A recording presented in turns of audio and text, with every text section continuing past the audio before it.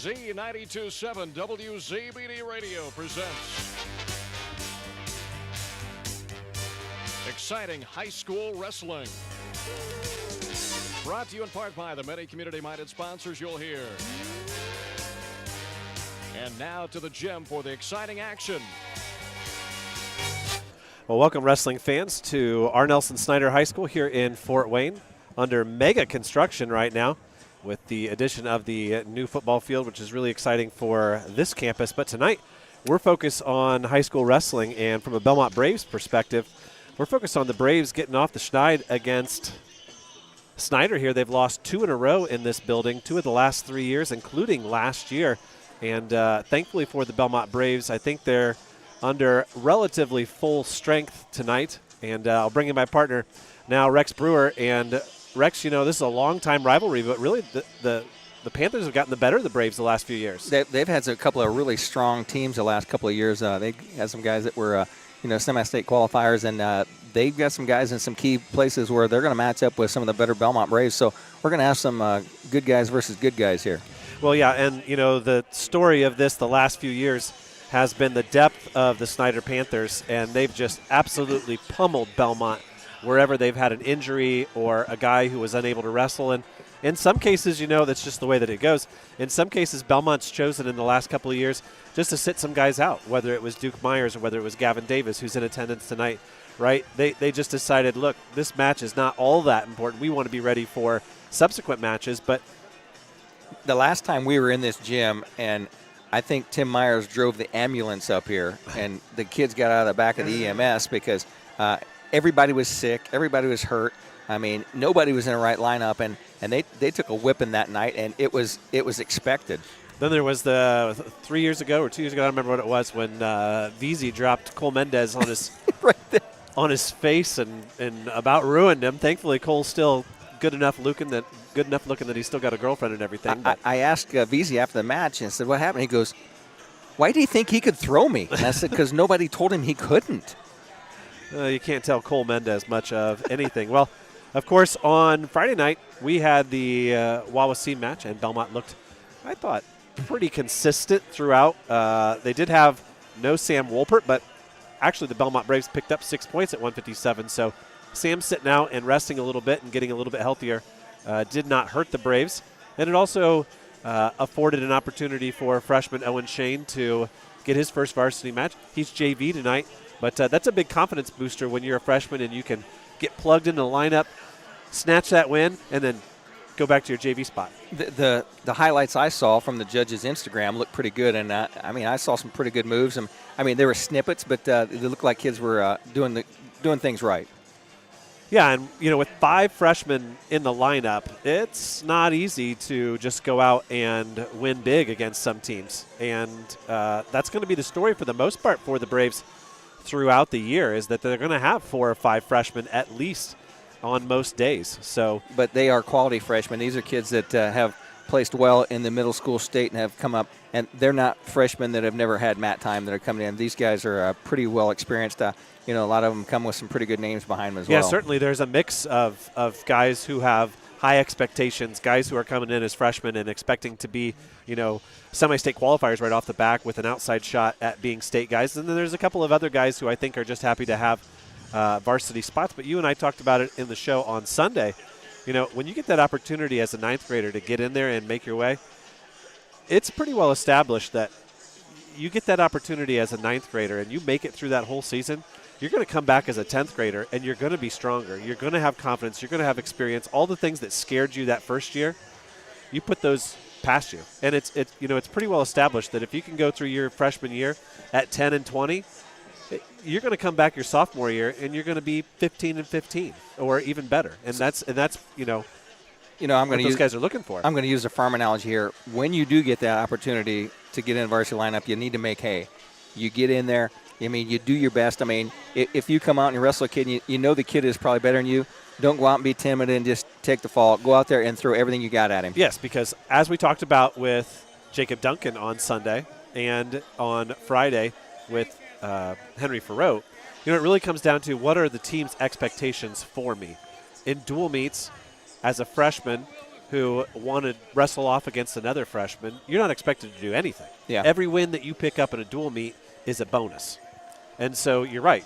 For the Cameron Bargers who are in, or even when Owen Shane was in on Friday, go out there, be like Owen Shane, be trailing going into the third period, saying, I'm going to go, double unders on this guy. Careless to the win. And see what I can get, and he ended up getting a fall for it. So we got lots more in our pre-match show, and we're going to call the JV matches tonight because we're on YouTube. So who the heck cares? And we hope that if you're listening, you're also watching, because I don't know how else you would be doing it. But we do have the webcam up, and that's a feature that we're going to try to the best of our abilities. We got here early. We had 45 minutes to set up. We tested. We retested. Then we unplugged and retested again, and we got it to work. So we got a good angle on the camera. I mean, we're steady as can be. We were looking at a pretty shaky setup before, but I think we're pretty solid up there now. As long as somebody doesn't yank our chain up there, I think we're good. We're going to be good. We're all taped down with some we'll play our first tape. round of messages, and we'll be back with some JV matches, as it is 6:06, and they haven't even started the JV matches yet. We got plenty of time. So we'll be right back after these messages.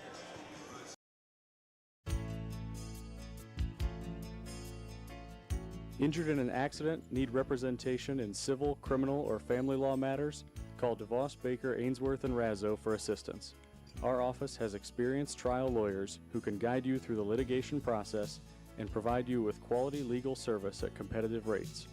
Call 724-2129 to schedule an appointment with one of our attorneys, or visit our website at devoslaw.com for more information.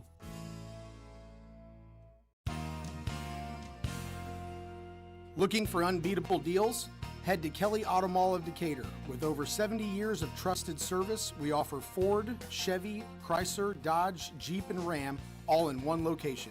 Enjoy free car washes for life, a huge selection of new and pre-owned vehicles, and limited time offers on our remaining 2024 inventory.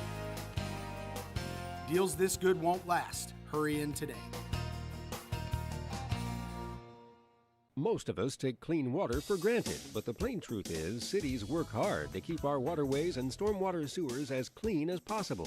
In the field and around the neighborhood, you are the city's eyes. What you casually observe can make a difference. So if you see signs of trouble, including odd odors, unnatural water color, or signs of dumping or spills, please notify the city immediately. Be proactive. Choose to make a difference. Get more ideas on the web at DecaturIN.org. Indiana Physical Therapy is your independent local choice for physical therapy. There's no referral needed to come see us, and we accept all insurance.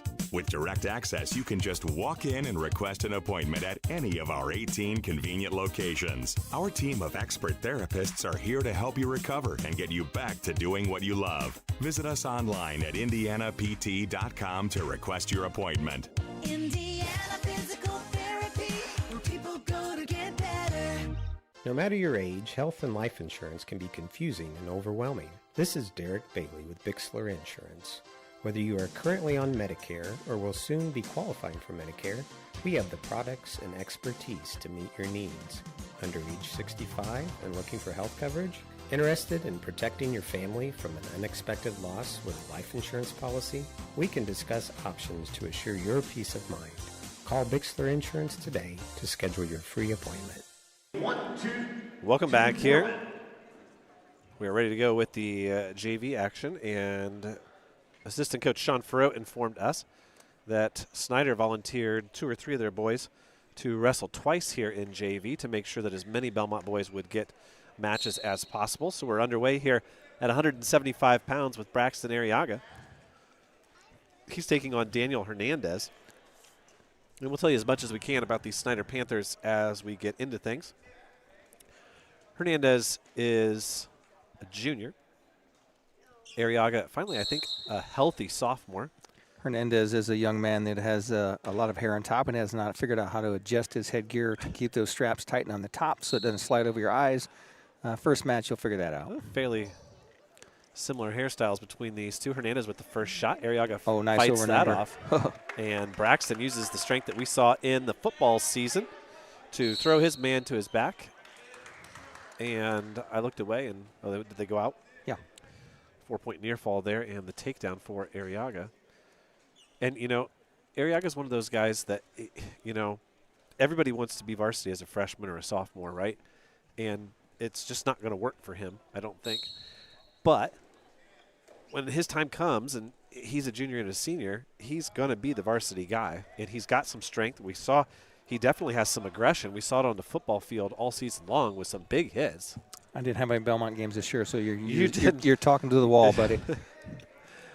He did. He was honorable mention all conference, Rex, as a sophomore. That's great. Linebacker. So obviously you heard the news on WZBD yesterday that head coach Nick Hall has stepped away from the program and has resigned, and that the Bellmont football program will be under new leadership next year. That's going to send some shockwaves through several elements of Belmont athletics. But, there's a lot to say about the topic, Rex, but I think, 5 or 6 years were given, and the program is going to go in a new direction. I'm a guy who spent a lot of time interviewing Nick Hall for the last 5-6 years on Saturday mornings, and you could see it in his eyes that, he was doing everything he could, but it was just, you don't get the buy-in, and I think he was just wore out. And it can be that way in just about any sport. Yep. It happens a lot. I follow a lot of European soccer. You got guys who have played at the highest level in World Cups and international competitions, and there just comes a point when the players need a change in a new direction. And so I think that's what they're going to get. Now the real question is, are they going to be able to get someone to come in who really has some experience and wants to pour their own 5 or 6 years into the program? Because that's what it's going to take, because Belmont's not going to win 8 games 2 years from now, Rex. Just remember, be curious, not judgmental. That's right. Any Ted Lasso references we can add to this program, we're all for it. Currently with a 10-2 lead right now, is both wrestling feet. Oh, nice long high C. He's in on a nice leg there. See if he can turn up underneath there. Got his head trapped down. He's going to score the 3-point takedown here. Nothing yet, as Hernandez is now hanging on the arm, and our official night, qualified official, Mr. Josh Howard, gives a 3-point takedown. He's getting near fall here, and this is going to do it. This will be a tech fall for Arriaga. Braxton and his brother, both part of that football program, Diego. Got 40 seconds left to go in this second period, and if he does not pin him, it will be a tech fall as he's up 13-2, and there is the fall. So 6 points, early match for the Bellmont Braves in Braxton Arriaga. Yeah, with that, we'll make sure to give credit to our advertisers, and we'll play one in between each of these matches. Be right back after this.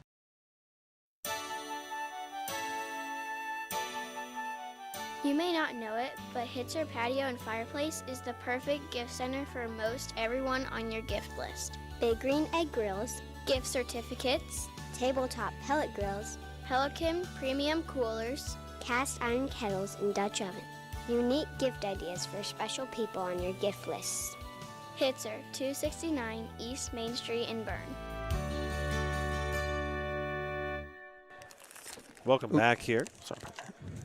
And Kyle Schaefer using his strength. And, the thing about Kyle is he's not one of those guys who's going to wait for the last 10 seconds of the third period. Having watched him the last couple of years on the middle school team, he's going for that headlock early, and down he goes.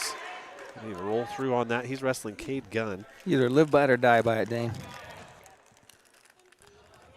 Sometimes you win, sometimes you lose. Gunn, I have a grade on him.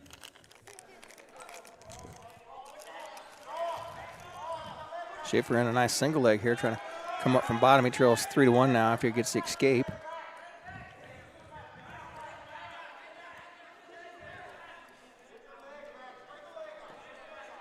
They're on the edge of the mat, 1 foot in. That's going to be the out of bounds. So with 7 seconds left to go, they'll be on their feet. Schaefer trailing 3-1 to Gunn. Dane, it's that time of year you got to break the cough drops out. I was in the rain Friday night at Andrean, and it was wet and damp, and that's when those colds start coming on, Mr. Sniffles. Thankfully, I was inside. I was inside too, but it was just wet and damp, and their press box was pretty airy. Let's just put it that way. Schaefer's choice. He takes neutral. Nice collar tie, a little push in, break away. Little duck under attempted by Gunn. Into the headlock position for Schaefer. Here it comes again. He got bear hugged right to his back. Looks like a near fall situation here.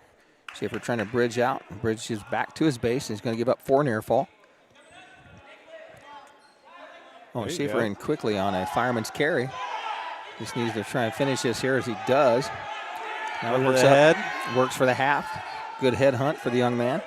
Gets his own head out of there, and he's going to drive this pretty tight. This is pretty tight. He's got a minute 21 to turn him here. He's got chest to chest. Breaks down underneath. And this is tight. He could finish this off here. Come from a 10-5 deficit. He's got a minute 8 left to go. And there it is. There it is. Nice come behind victory for the young man. Comes in a minute 55. Right back after this. Does your heating system need a good end-of-the-season tune-up from Masters Heating and Cooling? Now is the time to tune up your heating and cooling system. At Masters, we have technicians that can service most makes and models of furnaces and heat pumps at low-cost seasonal special pricing. Contact Masters Heating and Cooling at 1045 South 11th Street in Decatur. On the web at mastersheatcool.com to schedule your preventative maintenance checkup now. Welcome back here as Zane Snider steps onto the mat against Lester Gonzalez and immediately puts Gonzalez to his back. And I think we're going to see Gonzalez here later on. Mr. Snyder's grandfather was a topic of conversation in that 1976 team the other night. Yeah, wasn't that fun? He's sitting right on the same row with me. I have to ask him if he tuned in and listened to this. If not, he'll have to go back and listen to the replay on the YouTube channel. Nice. Beauty of YouTube. Nice half there by Zane, and he's in deep on that and looking at Josh saying, hey, what do you want more here? And the cool thing is Josh knows a lot of these kids because he does a lot of our middle school matches as well. There's a fall with 17 seconds left to go in the first period. They're just doing 1 minute first periods here in these JV matches. With 11, I can understand. And that'll bring up Chase Neuenschwander, who, Rex, you haven't seen him yet because I know you didn't make it to many middle school matches last year, but this is Pickle. That's what they come up and introduce me to Pickle. Yeah, this is Pickle. I asked him if this is Pickle Rick, and I said, no, it's not Pickle Rick. No, this is just Pickle. And Jace is... I'm sure there's a story there someplace. There is. It's not really much of a story. My daughter was manager for the middle school team when he first stepped onto the mat as a 6th grader, I believe. He was wearing a pickle shirt. And it was that simple. Oh, he's in a pickle right now. Nice segue as he gets taken down and thrown into a cross-face cradle. Who's he wrestling here? He's taking on Raiden Boone. Out of bounds they go. And Boone with a lot of gusto here from the start. A lot of length. He's a lanky young lad. Yeah, it does have long legs. That'll put. Now you got me stuck on Pickle. I don't remember the Neuenschwander. Yeah, just you can call him Pickle. I think that's the way we're going to go. Is it like Jean Paul a few years ago? A little bit. Crossface cradle rolls him on through. Getting some near fall points. And he's got a knee in his shoulder and a knee in his side, and there's a fall. 26 seconds left to go in the first period. A fall.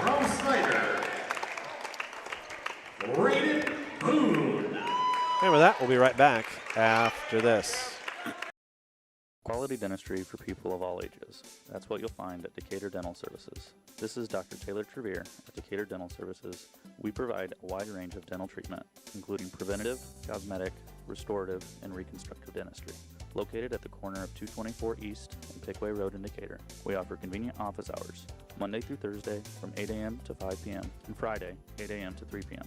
For more information about our practice, please find us on Facebook or visit our website at DecaturDentalIN.com. Welcome back to our Nelson Snyder High School as Jacob Blakely mates the mat here as he shakes hands, and his opponent is Dane. He is taking on Kevin Peak Shoot. Kevin Peak Shoot is trying to fight off a single leg here as Blakey's in. Changes off single to double, switches head to the outside, locks his hands up, breaks him down, has him on his hip, gives awarded the 3-point takedown by Josh Howard. Blakey comes up on top, throws a nice crossface, locks up a crossface cradle of his own, rocks him back in, a little bit too strong. Needs to readjust, loses that arm. He'll come back out. He's still in control, but he's in the bottom position and a single leg with his head on the outside. And I forget, after working with Josh, they call that something different. Head on the single leg on the outside. I call it an Iranian. That's the way I was taught. Well, Blakey now with his head on the inside on that single leg, much more preferred. Now he's going to go Iranian up through the Waterfall. middle. He calls it waterfall. He's in a position. waterfall situation. Out of bounds they go. Time expires. 3-0 is the score of this match. 18-6 is our team score. That's a nice thing when we're on Bellmont only broadcasts. We can stick with the terminology we know. You got Merkles, and then you got yeah. The Merkle's a new one now. And I like calling people by their first name, and nobody questions. When I say something about Lumpy, they know who I'm talking about. Your article is in a paper tonight from 2 years ago. Lumpy and Jennifer were sitting right in the same spot, and they were in a picture. As Blakey's in on another single leg. His opponent is trying to counter that by reaching over the top and grab an ankle, and Blakey's going to just sneak around behind, get the easy takedown here, and he's going to go up. He's going to go up 6-3 now. Runs a nice half Nelson. Bars an arm on the far side. His opponent tries to come to his base. He's going to come up. Blakey drops down low to a single leg. He's going to have to work his way up. Josh Howard's going to tell him that. Gets in a little bit of a scramble situation. Stall warning as he did not work his way up. Good early season officiating there by Josh. Not just calling the stalling warning, but specifically saying, hey, JV match, here's what I expected you to do there, and here's what you didn't do. And Blakey says we're going to put him up to his feet, so 6-1 is the score. Blakey with 2 takedowns here in this second period now. The minute 5 left to go. Nice little low ankle pick. And his head caught on the outside, trying to work way up that single. And his opponent's going to slide over the top. Blakey's going to work his way out the back door. Blakey now trying to get his head back on the inside. And change that off to a double, and his opponent tries to spin out of there. Blakey's now going to work his way up on that low ankle. Works his way up, changes ankles. Yeah, nice job of changing ankles there. 35 seconds left to go here in the second period. Blakey's working his way into more of a double leg situation here as the opponent sitting right on his buttocks. Works his way up. There's a 3-point takedown. Gonna put him up 9-1 now as he slides up. His opponent bellies out on him. 9 seconds left as we're going to go into the third period as Blakey's going to have a 9-1 lead here over his opponent from Snider. And this is at, what way do they list these young men out there? This match is sanctioned under 132 pounds. When we talk about Jacob Blakey being varsity last year, no real room in the lineup for him with Mills at 26. And so he's in the JV lineup now. Obviously, Luke Rubel beating out Landon Sealscott for the varsity spot at 132, and Henry Farode at 138, and Gabe at 44, right? So there's not a whole lot of room to go there. A lot of tough row to hoe there. We're going to use farm references all night. But a nice backup to have, right? When you can plug a guy in at maybe 26, 32, 38, especially next week.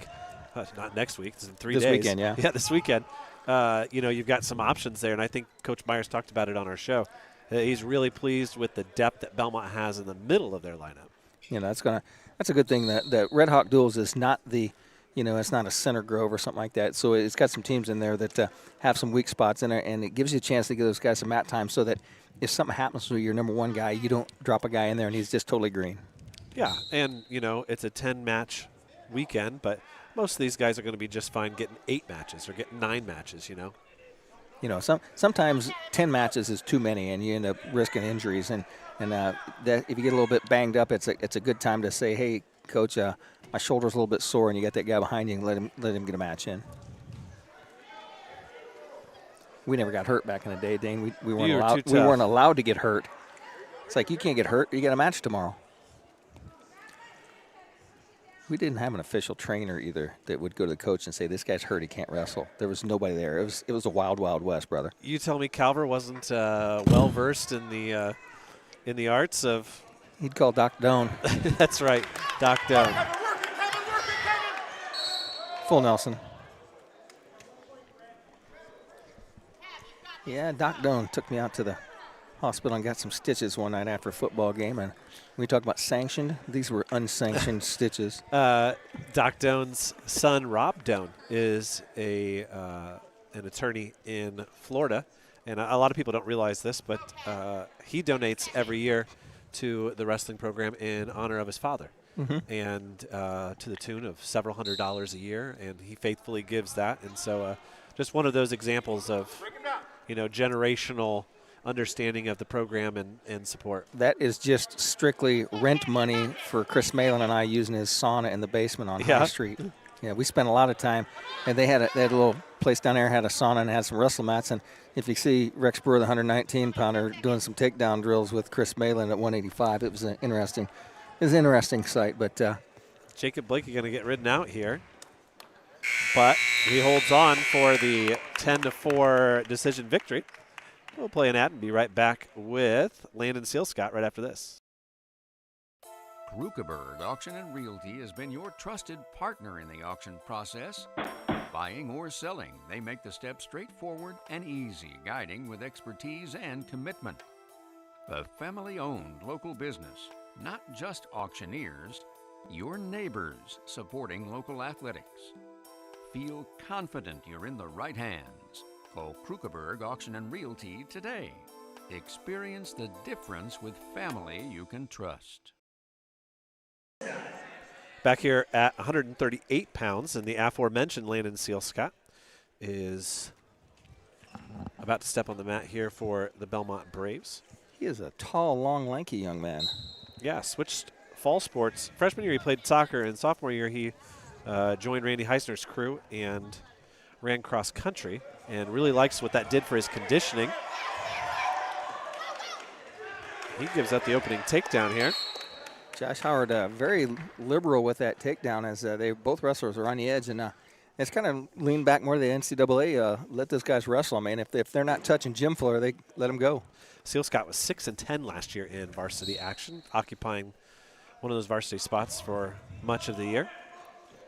And Rex, my favorite part about Landon's cross-country experience this year as a sophomore is I have him in class, and I have him early in the morning, and he'd always come and he'd be a little stiff. And I'd say, what's wrong? He said, oh, my ankles don't really work until about after lunch. And he would. He'd look like he had a little bit of trouble walking. But, there's a lot of wrestlers who swear by running cross-country in the fall because of the conditioning that it brings you. And, boy, you step onto the mat. It's a different type of conditioning, but still, that motor's there. I'll tell him, wait till he's 64 and nothing works until after lunch. Nice throw there by Landon, the sophomore. Going to get a 7 out of it here. Take down and a 3 near fall. Kept the arm on that. And they dump. He's going to go up 8-3 on his opponent here. That's a 1-minute first period. Got the one escape and the 7-pointer and takes the lead. Rex, I did zoom in a little. I'd welcome some feedback. I always welcome feedback on our broadcast, but if you're listening now, we might play around with the camera from where we are. I might zoom in a little bit more. It's hard to tell what the quality is. We aren't dropping any frames because we've got good Wi-Fi here from Fort Wayne Community. So, how do you zoom that? Well, you just kind of drag. Oh, there. Drag this guy out like this. Because I know the technology in that camera is not that, because I know what I paid for. Yeah, it's just a little guy. So we'll zoom that in a little bit more, and I would welcome your feedback if anybody's watching and listening. It's not a static picture, so it's better than what we've had in the past. Well, yeah, we've always toyed around with the idea of just putting our faces on there as a static picture. That would scare a lot of people away from. Well, on Sunday nights, maybe we'll turn that camera around. And the other night there was nobody in the audience to show the cameras on, so we'd have to face that on ourselves on the High School Wrestling Weekly. We do have the ability to do that as we are on YouTube. And I did go down and tell Mike Snider, you need to tune in and listen, because you're quite the topic of conversation. So we got one listener texting, using my favorite word, saying that we're providing some quality programming. This is a quality program, as that Matthew C. likes to call it a program. I always tell you, Dane, if you and I are nothing else, we're entertained. That's what we're here for. He's got a sights pin locked up. Some people in Fort Wayne would call that a Malin, but that's a sights pin. 33 seconds left to go. Basically, he's got a hammer lock, and he's got his hand locked up behind, trying to figure out which way to do it. Silscott's going to drop off, trying to hit a little side cradle here, and now he's just going to drop down underneath the shoulder and pressure him over. He's got 18 seconds left, and he loses the hammer lock. And Rex, on that sight spin, what kind of guys are more prone to run that and try it? Guys with long arms like Seal Scott. That's what I was because thinking you too. have to, you run at crossface, you get the guy bundled up, and then you have to be able to reach underneath and grab that arm so that his arm is 90 behind him, and then you run out around front, and then you hit like a cowboy dump or a cow catcher and turn him with the other side. But his opponent kept a nice wide base, so he's spread out the legs so he couldn't get turned over with it. So Seal Scott's going to take an 11-3 lead here into the third period. Seal Scott with the highest advantage. Nice duck under attempted by his opponent. Seal Scott, nice whizzer, runs him out of bounds. He'll come back to center neutral. You're right, Dane. You go from football. Yeah, you got to drop in, and you got to remember how to transition from move to move. Yeah, there's no neutral zone to talk about or no encroachment. We're sending a man in motion. Trips to the right. It's not Friday, so I don't feel like I'm in the rhythm. There's a nice fireman's carry, a little lateral dump hit by Seal Scott, and that three-point takedown is going to drag the score to a 14-3 lead with 1:30 left to go here. I got a chance to see Landon wrestle at the JV state at Ben Davis last year after, I don't even remember what it was, after a middle school tournament, I think, when I watched his brother. And he hit that a lot. And there's some segments of the state, I feel like, where the fireman's carry has really just died, and guys aren't used to seeing it. And so when you go to some of those regional tournaments and you're able to hit it, they can't adjust. We had a few guys that were just really good straight fireman's guys. And then I brought the monkey roll back from Logan Sport, the Pataskal brothers who did it on Bruce Teamy in the state finals, and began a great long line of monkey roll guys at the Bellmont Braves wrestling room. Takedown here by Seal Scott will make it a tech. They go out of bounds. I said out of play at least 3 times on Friday. He's out of play. Josh Howard has kind of warned Seal Scott to get a little more aggressive. He does, and hit that long fireman's carrier, a monkey roll, keeps the arm, comes up, head hunts. He's going to get the tech fall here with 33 seconds left to go if he doesn't get the fall. Good way to finish out here. The trainers are in my way. They're doing their job. That would have been a nice photo for Landon. Nice adjusting of the chest. He's got the tech fall wrapped up. He's just going for the fall now. Needs to get his weight back a little bit and go chest on chest, and then he does it. There we go. So that gives Bellmont a 27-6 lead. They have won 5 out of 6. Up next will be Owen Shane at 157 right after this message. At Three Rivers Federal Credit Union, we're focused on empowering you to achieve financial wellness by offering the resources and support you need every step of the way. We're equally committed to bettering lives in our region through volunteerism, community funding and partnerships, college scholarships, and more. We give back to the people, places, and ideas that matter most to you. Learn more at threeriversfcu.org. Three Rivers is federally insured by the NCUA. Welcome back to our Nelson Snider High School as Josh Howard shakes hands with both wrestlers. They shake hands with each other. And Shane's about a 50-pounder. Yeah, he wrestled off at 50 and lost to Charlie Farrow. I think he was cutting a decent amount of weight, so I think more naturally he's a 57-pounder. He's wrestling against Zion Young of Snider here. Nice little throw by, a little slide by Owen Shane. That's the other thing, Dane. When you go from football to wrestling, you have to recognize these kids because they don't have their name on the back of their jersey. That is, they're not 76 or 79, you know, there. Nice ankle pick attempted by Shane. This little throw by to a knees pull, and that's a nice combination there from his feet. Going to drop him down with a little chin drop and a lateral drop. Dumps him down. He's going to take a 6-1 lead over Zion Young. Good combination wrestling for the freshman.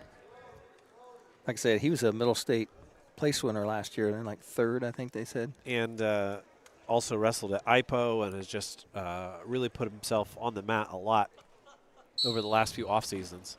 Nice breakdown, and his opponent turns into a half Nelson and goes right to his back and Owen Shane's going to get some near fall there, and his opponent tries to come up and hits a lateral drop from his knee, and there's the fall right at the buzzer. Good combination wrestling as he stood up and just forced into him and just hit the dump. So a fall there from Owen Shane, and we'll see Cade Cutler next, right after this.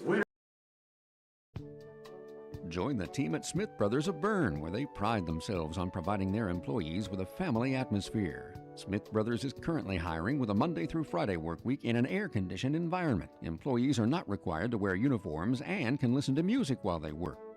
Starting wages are $17.50 to $21 an hour at the end of their first year, with a yearly bonus incentive and a competitive benefit package. Apply online at smithbrothersfurniture.com or in person at Smith Brothers, 356 Monroe Street in Bern. Welcome back to our Nelson Snider High School. Cade Cutler gets to wrestle against a young man that's much shorter than he is. Well, he's got a different build than Cade, that's for sure. Cade did see some varsity action last year when Gavin Davis took a couple of nights off. Gavin sitting in the chair next to Coach Myers off your screen to the right. And Cutler with a quick go behind, laces up the leg, getting some near fall there. Nice little lace ride. Takes out of that. Did not get enough counts for a near fall. Bars that arm, puts behind his opponent back. And he's just going to hook up a leg and drag him back with a chin rip. And that hammer lock got too high, and Josh Howard says, too near fall, potentially dangerous. That'll give him a 5-0 lead. And his opponent will be in a down position. Cutler hits a little spiral ride, drops him down to his base.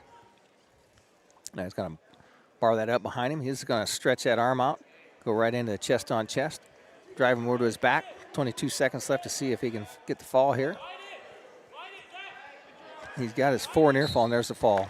So 16 seconds left to go in the first period. Cade Cutler with the win by fall for Bellmont. Cade Cutler.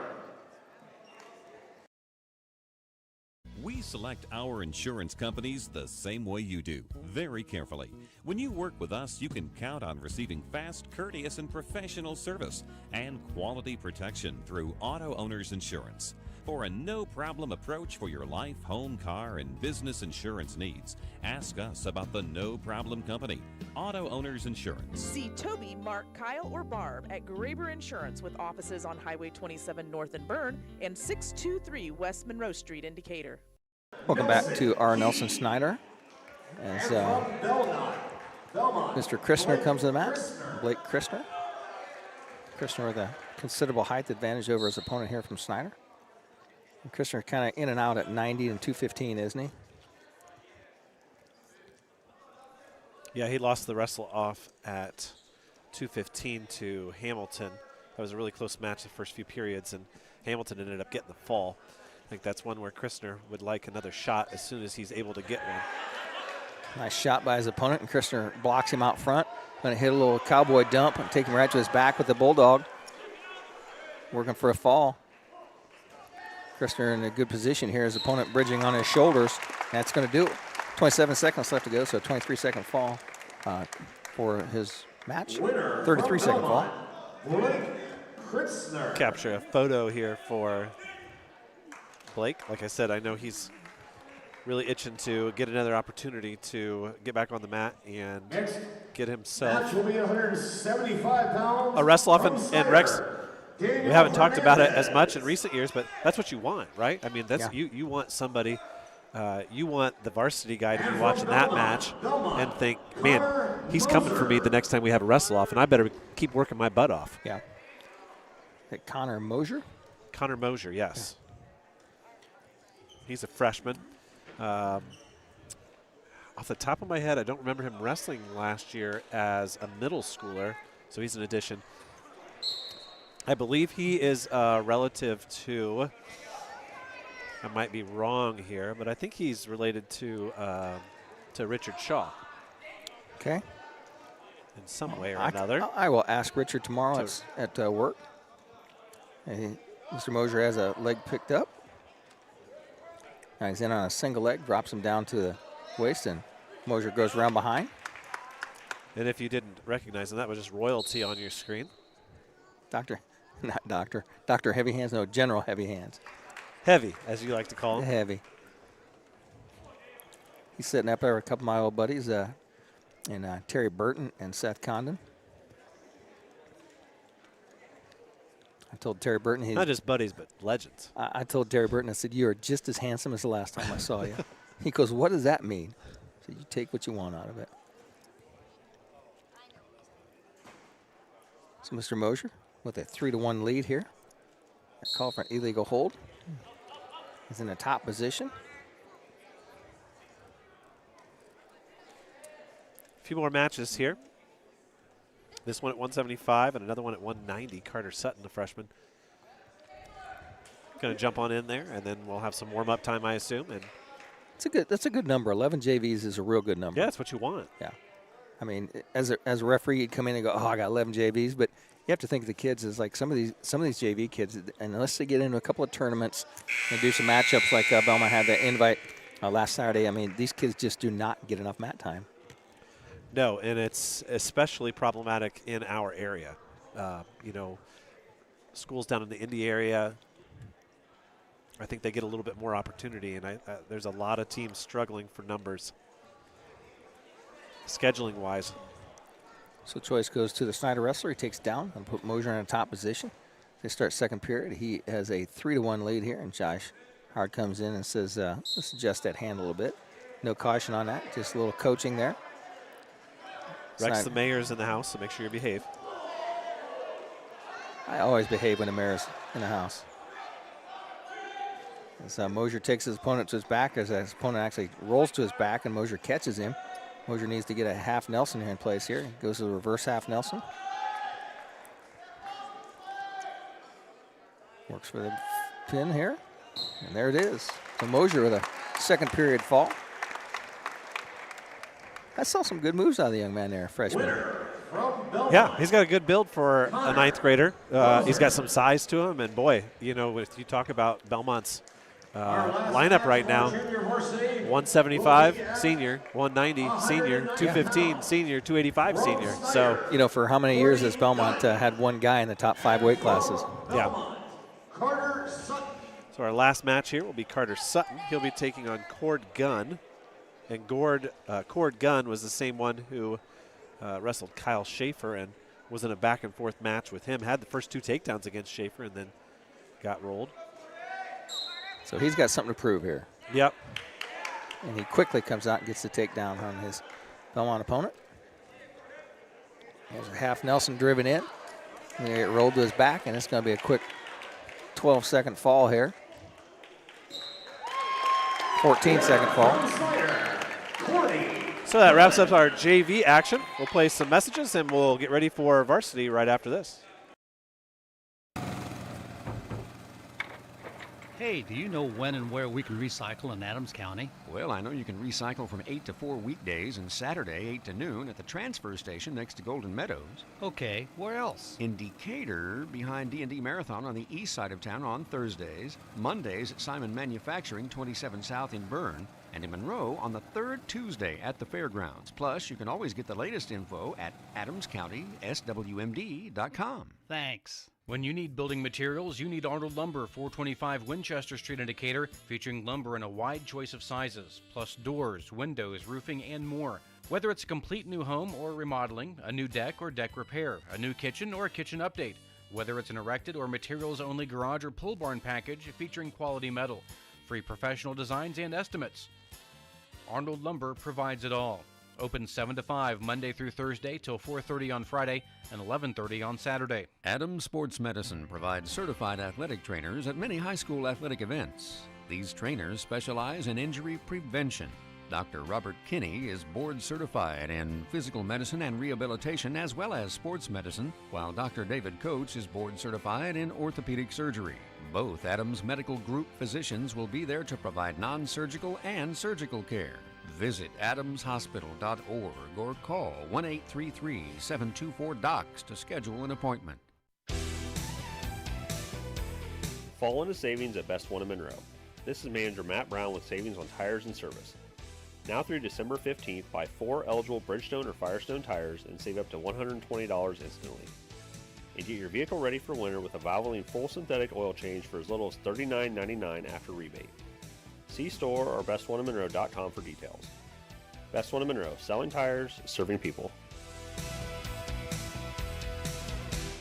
9 miles from Monmouth and 9 miles from Fort Wayne, situated on 27 just south of 469, sits 9 Mile Restaurant, your home for great meals since 1837. Providing home-cooked meals to travelers between Decatur and Fort Wayne for over 180 years, 9 Mile has stood the test of time as an institution on the southern edge of Allen County. With seating on the family side, the bar side, and outdoors, there's always a reason to stop and have a meal. 9 Mile also has a full-service bar and a professional service that can cater your next event or party. The next time you're on your way to or from Fort Wayne, stop in. If you've gone the distance, welcome to 9 Mile. Welcome back here to Snider High School in Fort Wayne. Dane Filling, Rex Brewer with you. And you can hear the Snider Panthers being introduced. And Rex, this rivalry goes all the way back to the very first year of Bellmont High School wrestling. The Decatur team did not wrestle Snider, and it took a while for Bellmont to get going. They lost 6 of the first 7 matches against Snider, but then you joined the team. Yeah. That must have been the difference, because in 76, 77, 78, and in 79, you guys beat these Snider Panthers. I know you remember those matches pretty well. You know, I wrestled a young man named Tommy Bennett. I wrestled his brother, and Tommy ended up going on to be a state champion for Snider. But those were the Russ Isaac eras, and Russ was intimidating as a coach, and I went on years later and refereed with him for a number of years, and he is a quality guy. And I tell you what, he is the championship motivator of anyone you ever want to meet, and that's why those football teams had that much success. He was the same on a wrestling mat as well, and intimidating, had that big Fu Manchu mustache, and he just had that scowl all the time, and I really appreciate knowing Russ. Yeah, and their football coach, well, he was just sitting over there. Chipman. Yeah, he just walked away. But obviously a great relationship here, long-term, 50 years between the wrestling program and the football program for sure. To continue down our theme of looking at this series, then after you graduated, I'm telling you, you were the good luck charm, because the next 3 years after you graduated, Bellmont had 2 losses and a tie. And then they came back in 82 all the way through 87 and 88 and won all of those matches. And then after winning state titles in 87 and 88, then in 89 they lost. And then started a long run where Bellmont kind of took over in the 90s and Snider kind of dropped. And then it was a bounce back, though, because when you got to the 2000s, Snider and Bellmont was an absolute rivalry. And that was right in the era where Team State sort of hit its zenith in our area, at least, because Bellmont would wrestle Snider in the regular season, and then they knew that wasn't really going to matter much because they were going to meet back up in the Team State, usually at the regional. Team regional, team semi-state, and those are some great matches back then. I mean, if you weren't around for the Randy Baker, Jason Woodson series, those were incredible matches. Those weren't matches; they were wars. And they got a lot of coverage too. I still have my cutout of the almost full-page picture that the Journal Gazette ran of the match. I think it was at Team Regional when Randy beat Jason. Of course, Woodson ends up winning the state title that year, and Snider ends up beating out Bellmont for an extra place in the Coaches Association trophy. So we're talking about an era in 2001, 2002, I don't remember which year it was, where Bellmont and Snider were two of the top 3 teams in the state of Indiana at the individual state finals. You know, you and I were both on messing around with the Gorillas last night, and toward the end, I don't know how long you hung out, but they started throwing out their greatest matches or rematches they want to see, and they were picking guys from even one era to another era, but the Jason Woodson, Randy Baker one popped up again. So yeah, and that was a great one. And Rex, we didn't get a chance to talk about it on Friday because he drew a forfeit, but Randy Baker's son, Bradley, is on the mat tonight, and he will wrestle his first real match on the mat tonight as a Bellmont Brave. And I know we got a lot of family listening and watching back home, so we're excited to bring you that. Well, I cheated a little bit. Chloe was sitting next to me, and she's walking by and said, "Now who's that kid? Now who's that kid? Who's that kid?" All these freshmen lineup. I didn't see any junior high matches last year, so your daughter was cueing me in on who's who in the Bellmont team. So I won't be totally stumped when they come on the mat tonight. Yeah, we had a lot of middle school matches in our family last year, so I am well up to date. Hey, we'll be back with more pre-match coverage as there's 6 minutes left on the clock before we get to the introductions. You're listening to High School Wrestling here on WZBD.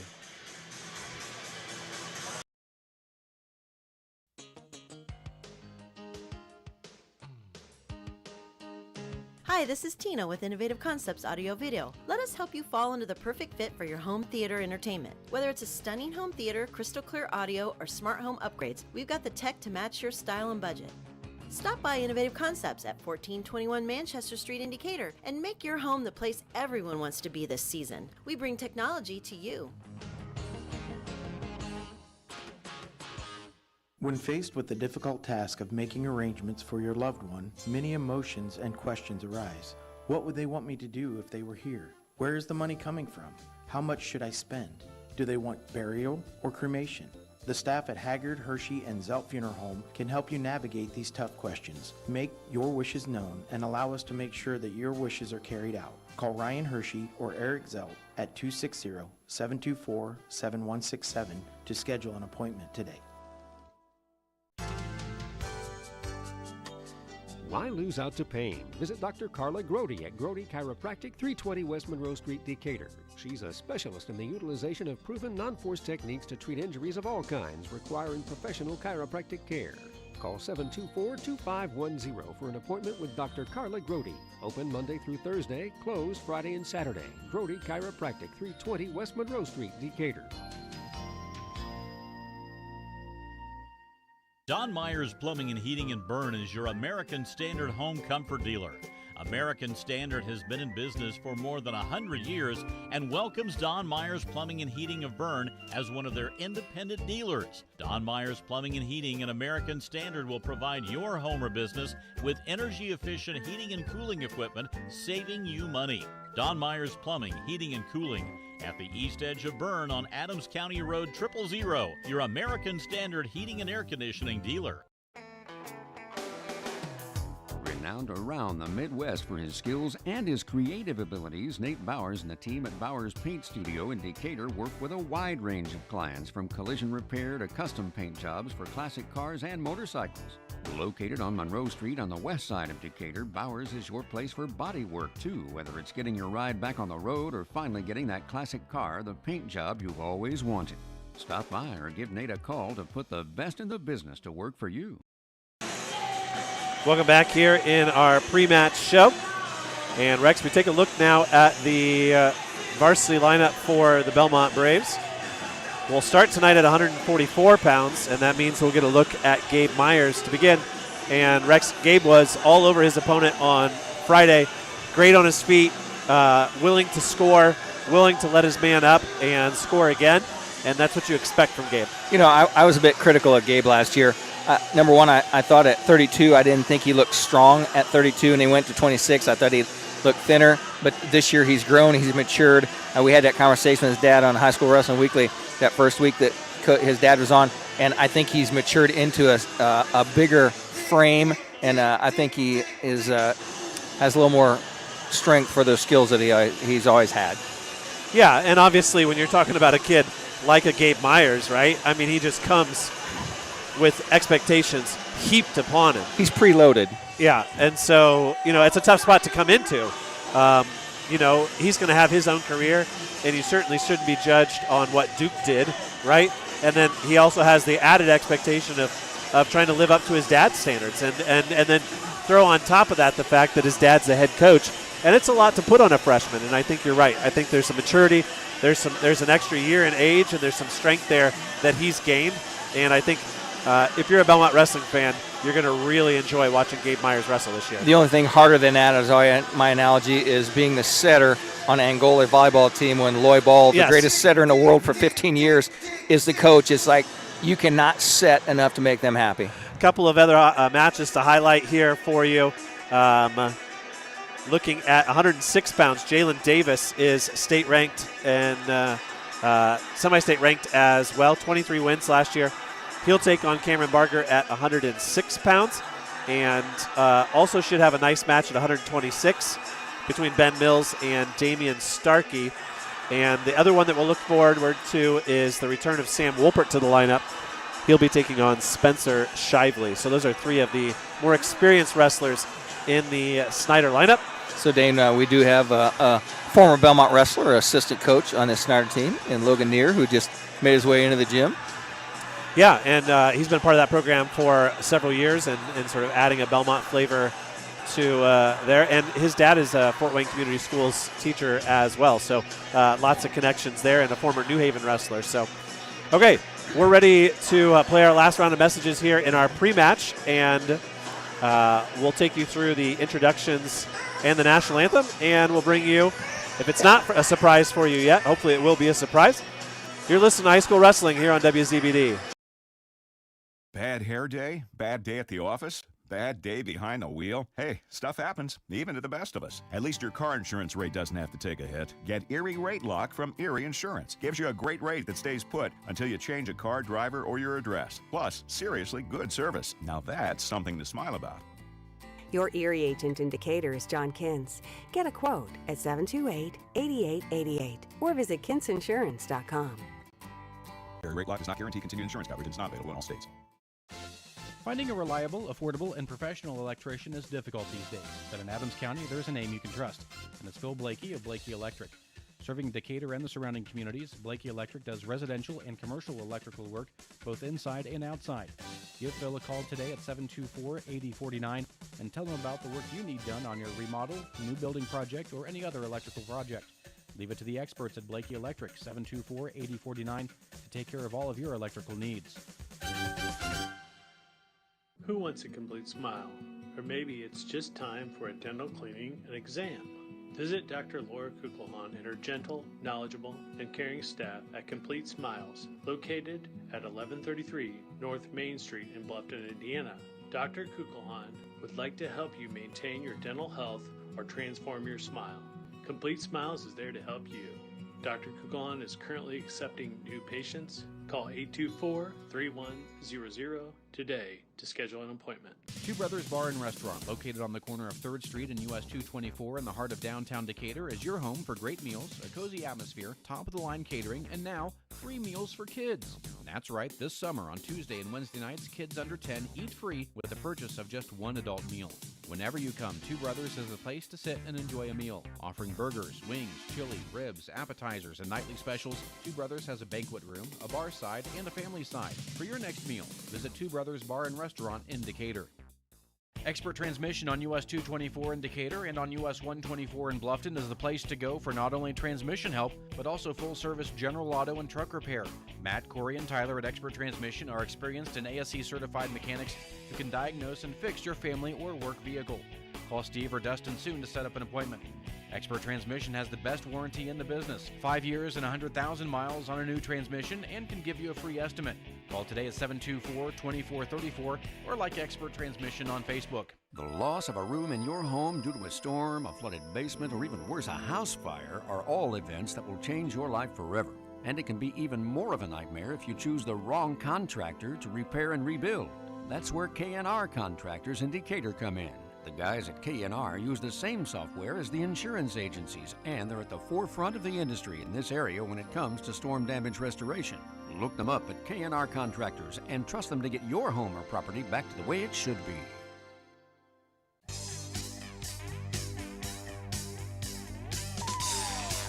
Z92.7 WZBD Radio presents exciting high school wrestling. Brought to you in part by the many community-minded sponsors you'll hear. And now to the gym for the exciting action. This is Bellmont Wrestling on Channel Z 92.7 FM. And here are your Bellmont Braves. 106. Cameron Barger, Bellmont Middle School. 113. Bradley Baker, St. Joe Catholic School. 120. Oliver Farrow, Winnikin Lutheran School. 126. Ben Mills, St. Joseph Catholic School. 132. Luke Rubel, St. Joe Catholic School. 138. Henry Farrow, Winnikin Lutheran School. 144. Gabe Myers, St. Joe Catholic School. 150. Charlie Farrow, Winnikin Lutheran School. 157. Sam Wilpert, Bellmont Middle School. 165. Austin Manley, Bellmont Middle School. 175. Landon Rich, Bellmont Middle School. 190. Xavier Palacios, Winnikin Lutheran School. 215. Douglas Hamilton, Bellmont Middle School. And at heavyweight, Grady Baker, St. Joe Catholic School. And we're just about ready to go here at Snider High School. And from Snider, you can see the varsity wrestlers exchanging handshakes in the middle of the mat. Gabe Myers, first one out there. And you just heard the starting lineup for the Braves. Thank you to Dave Nathan for putting that together. That is so cool, Dane. And I'm glad you had that idea because it sounds just like the Colts did on Sunday when they did the starting lineup. So yeah, a lot of fun. And I already had a couple people reach out to me and a note of appreciation. And I think for a lot of people, they don't necessarily, especially people from outside of our community, Rex, who don't really understand the dynamic of all of these boys coming from different schools, K through 8, and then meshing together to form a wrestling team or a football team or a basketball team. And it's unique. There's not a whole lot of high schools in our area that are like that. And it's certainly a celebration of that diversity. And all you got to do is listen to the file to know how many different schools are feeding into this team. You know, it's like the pro guys when they say give their high school name, you know, give the props to the high school. Landon Rich being introduced at 175. And from Snider, a sophomore. He'll take on Q Hunter. And he's a guy that we don't know much about. It's a match that I was looking at in my pre-match. He's just a sophomore. I think he's off the basketball team, Dane, because he's a tall, lanky guy, taller than his coach. He got some height. Coach Brian Tunn, about 3 inches shorter than that young man. Now, one thing that we haven't talked about in our pre-match here is that both Xavier Palacios and Henry Ferrote are the early season target on their back, #1 ranked wrestlers in the semi-state. And that's another element of something that you have to live with when you have success, Rex, is you have to know that everybody knows that you're the favorite. You're expected to win, and that brings with it a whole new set of challenges. Well, here's the rule. If you don't want to be famous, stay home. And when you make it to state and when you win state medals like Xavier Palacios did. Grady Baker now being introduced. His mom was coming up the stairs in between a break. And I said, after 3 years, have you figured out what wrestling's all about? And she goes, yeah. She said, now I stop and think I'm sad it's going to be over because their family was all basketball people. They didn't know anything about it. And so they've had to learn this. And I think they've really fallen into the Bellmont wrestling family well.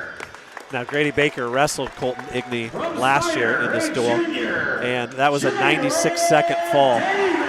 And I think that's probably what you might expect from Grady Baker tonight. He was getting some love from the boys in the IndianaMat last night. Yeah, we were giving him a hard time about, obviously, Alan Ortiz had a great year last year for Jay County, but you and I both felt that Grady was better than him. Grady stoned him like 3 times in a row. And Grady beat him, and so Mike's got them next to each other, but he has Ortiz ahead. And that's 17 and 18. So, I mean, they're down the list because the heavyweight class is stud-loaded this year with a returning heavyweight state champion that was a freshman as a state champion, which is unheard of from Lowell. We heard a lot about Ben Mills. The working man's friend. I like that. He even mows the yard of Michael Myers. Really? Yeah, he's on a Michael Myers videos, mowing his yard. Luke Rubel, another one that we heard a lot about in our show with Tim Myers a week ago. Deacon Rhodes is probably the best wrestler on this Snider team. Definitely the most experienced.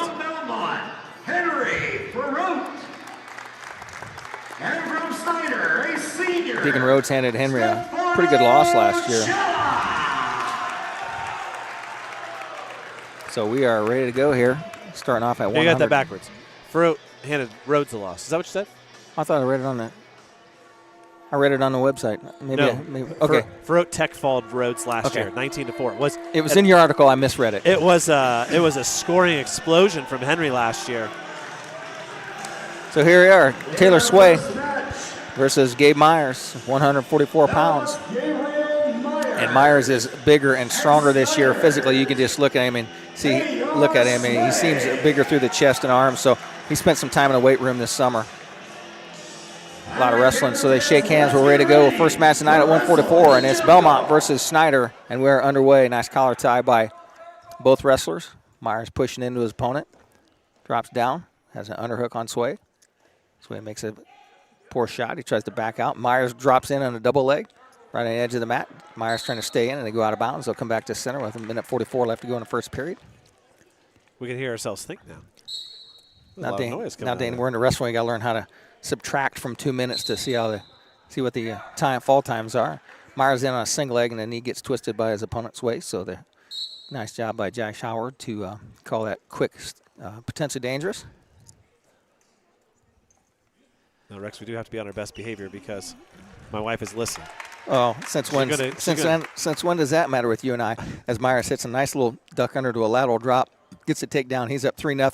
Going to run a nice arm bar head lever. Bars it up on his opponent's hip. He's got a little tilt locked up here, and he's going to drop him back. He's going to score some near fall points. He's in nearly near fall situation, as now he does. He changes that off as Josh Howard hesitated a moment. So he's going to pick up 4. So Myers going to cut him loose and get him up on his feet. So it's going to be a quick 7-0 lead here with a minute left to go. Nice little super duck by Gabe. Now he shoots in, catches Sway on his knees. Myers in a nice lateral situation here, and he hits a nice arm drag out of there. A little duck under to an arm drag. Gets the takedown. He's going to go into takedown mode here. 2 for him now. It's going to make the score 10-2. As Taylor Sway works his way back to his feet. Shot by Myers, and Myers bundles up that arm. And I think he's broken his will a little bit here. Drops down. He's got that arm bundled up. 28 seconds left to go as Gabe takes a look at the clock. Going to run a cross-face cradle here. He's going to post the hand behind the knee. Trying to lock that cradle up. Now he's just going to go to a bundle here. 16 seconds left to go. A set of near fall here would do it. Tries to get him up to his base. He's got 9 seconds left to go.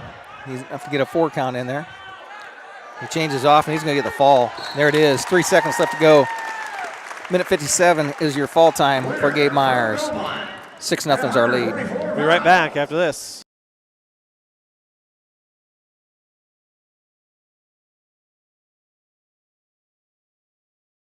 Never mind, we'll try that the next time. I clicked off of it, but I can tell you.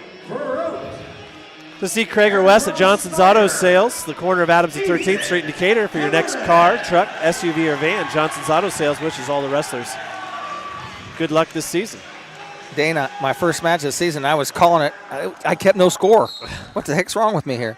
144 goes to the Braves. They're up 6-0. And quickly in on a single leg is Charlie Farrote. As Charlie works his way, this is my first time I've seen Mr. Farrote. And no big surprise, he wrestles just like a Farrote. As he gets the first takedown, he's up 3-0, runs an arm bar. Chicken wings that thing up. He's going to drop him back and get a nice little tilt. He's got his opponent up on his back, and he's wrestling against Ethan Jimenez. No near fall points there. And you're the linguist, Dane. You would call that Jimenez, right? No, Jimenez. Oh, Jimenez. 1:23 left to go as Charlie with a 3-0 lead right now. Nice little arm bar as he goes far side half. That's a little bit dangerous combination, and Josh is going to let it go. Comes off of that chicken wing on the backside. He was just far enough away from it that he didn't have to worry about it. It was real close. And what I learned as a referee is that those guys run that away from the referee and hope the referee can't catch up to it. So Charlie's going to cut him loose, take a 5-1 lead here now. Drops in on a single leg, changes off to a double. Eats some crossface right there. Powers through that, gets the takedown. He's up 8-1 right now. And Dane, I did not see him play football, but I've heard great things about this young man as being a tremendous athlete, not only on the wrestling mat, but on the football field especially. You know what? He took every hit that came his way. He never bowed out of one, long, deep ball that they asked him to throw, and he came back up. Never saw him complaining, never saw him act out, and certainly played with a lot of poise for somebody who was put in a really tough situation. Jimenez shoots on a bad single leg, and Charlie does a quick spin, go behind. Takes an 11-2 lead here with 27 seconds left to go in the first period. Running a tight waist. Now he locks up that bar arm on the far side. He's going to try and load up the saddle, put him back into a near fall situation. He's going to pick up 4 here with 16 seconds left to go. Picked up a 4. That's going to be a 15-2 lead now. 15-2 lead. Going to run for another set of near fall here with 7 seconds left to go. I don't think he's going to get enough to turn him, so Charlie's going to take a 15-2 lead into the second period. And I work with one of the junior high coaches, and they just call him Chuck. Yeah. Chuck. Well, last Friday on the broadcast, we got all the way through Charles, Charlie, and Chuck. So all three of them worked. Chuck in on a single leg, picks that single leg up. This takedown will seal the deal for a tech fall, and that's it. 18-2 is our final. Charlie with a 5-point win for the Braves, going to make the score now 11-0. And we'll be right back after this message this time. Soul Pig Barbecue on 2nd Street in Decatur, across from the courthouse, features traditional and not so traditional barbecue, brisket, smoked meats, pulled pork, wings, burgers, soul food, steaks, fish, seafood, and a full bar service. Bring the spouse and the young ones to Soul Pig and enjoy the family side or dine on the bar side. Large portions ensure no one will go home hungry after a Soul Pig meal. Follow Soul Pig on Facebook for the daily, weekend, and entertainment specials. Welcome back to Snider High School. Sam Wolpert takes the mat, and he's wrestling against Spencer Shively at 157 pounds. We are underway here. Bellmont out to a 11-0 lead, shot by Shively. Shively picked up a win last year, taking on Austin Manley on this same mat in this same dual meet. Was a regional qualifier last year. Minute 34 left to go in the first period. Both wrestlers in a collar tie situation. A couple of 12th graders here, Rex. Early in the season, Sam's pretty healthy, but he's battled some shoulder injuries. Had one of them worked on this past summer. Nice little inside trip attempted by Wolpert as he tries to get behind. He's running that 2-on-1 Russian arm tie. Drops down underneath. Shiley fighting him off on the edge of the mat here. You know, Rex, we went so long without a Farote in the lineup. Now you got 3 Farotes in the lineup, and I heard you almost say Farote there. That's how it goes.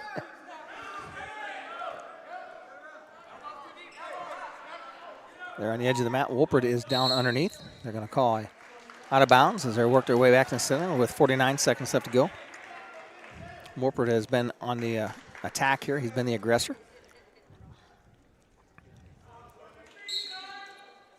Shively walks into Wolpert a little bit, fakes a shot. Wolpert in good position here, working some hand fighting. Collar tie, shot by Shively in a single leg. Wolpert's going to try and drape over the top. Shively's going to try and finish up through the middle in a waterfall situation. Wolpert just locks around the waist, drops down. Wolpert in that scramble situation here. Wolpert's going to try and come up top, and he's got an arm barred. And Wolpert's going to work his way out of bounds and try and get out of a takedown situation here. And he's going to call potentially dangerous on an arm as Wolpert has Shively's arm jacked up a little too high for Josh Howard's liking.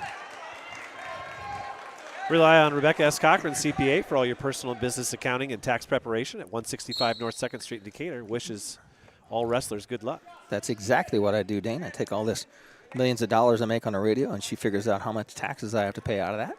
9 seconds left to go. No score in the first period here. Wolpert with a shot in on a single leg. And that's going to finish this first period 0-0. Work a soccer reference in there for you, Dane. I like it. And Rex, we don't want to forget about our super fan, Lenny Razzo. Texted me last week during the broadcast on Friday. Said, guys, I got to be back in. I just love it too much. So we thank Lenny for his support. And it certainly doesn't go unnoticed. And Lenny asked, are we going to have a full schedule this year? And I said, absolutely. Every single event that Bellmont wrestles in, WZBD is going to be there. Wolpert takes a down position. Shively just riding dead behind the hips. Wolpert kind of bundled up in the ball, working on some hand control. Shively tries to throw a leg in. Wolpert prevents that. Wolpert grabs a leg, hooks that, tries to come up and out. Minute 39 left to go in this period. If you take down, you want to try and score some points off of it and not get turned. Wolpert being pretty cautious down here. A little crossface. Wolpert working up, gets some hand control. He comes up to his base. And as soon as they get that arm locked up around there and Wolpert comes to his feet, that's an instant potentially dangerous because you don't want to get back tripped with that arm trap. Good job by Josh Howard coming in quickly making that call. One thing you might notice from our webcam is that he's got both of his shoulders exposed, Sam. not wearing that wrap that we saw him in all year last year. So I invested in those shoulder wraps, and now he's not wearing it. Wolpert with a nice standing switch. Shively trying to re-switch here, and Wolpert going to come up and grab the knee, and now Shively in a switch position. Minute 5 left here to go as Wolpert's got the hips covered.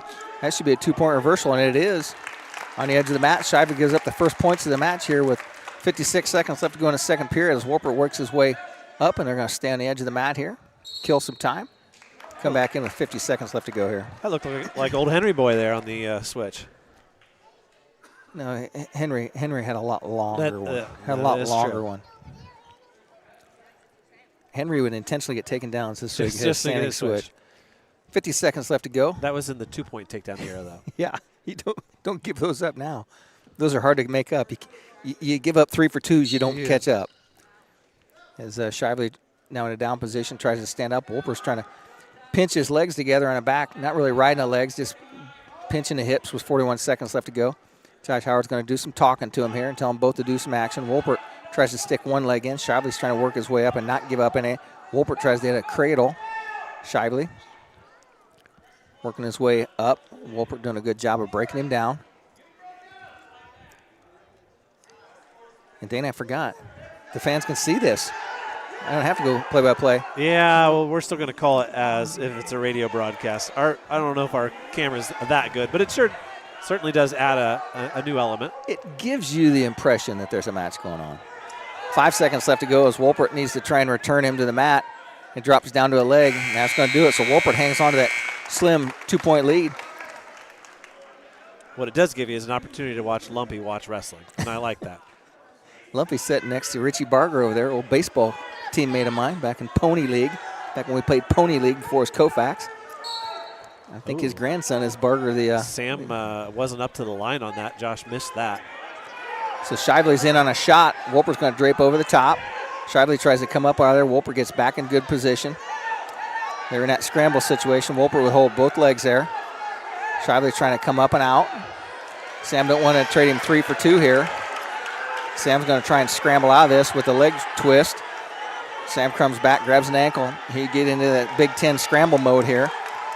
And Dane, this wasn't around when I refereed it, and this would be so hard. As long as he doesn't clear those ankles, Sam's going to be in a great position. Like now. Catches him, come up, and he scrambled out of there, and he's got the legs turned, and Shively can't bridge that way. And Sam, both these guys are long, and Wolpert just used his length to come across there, and Sam's going to pick up a 2-point reversal.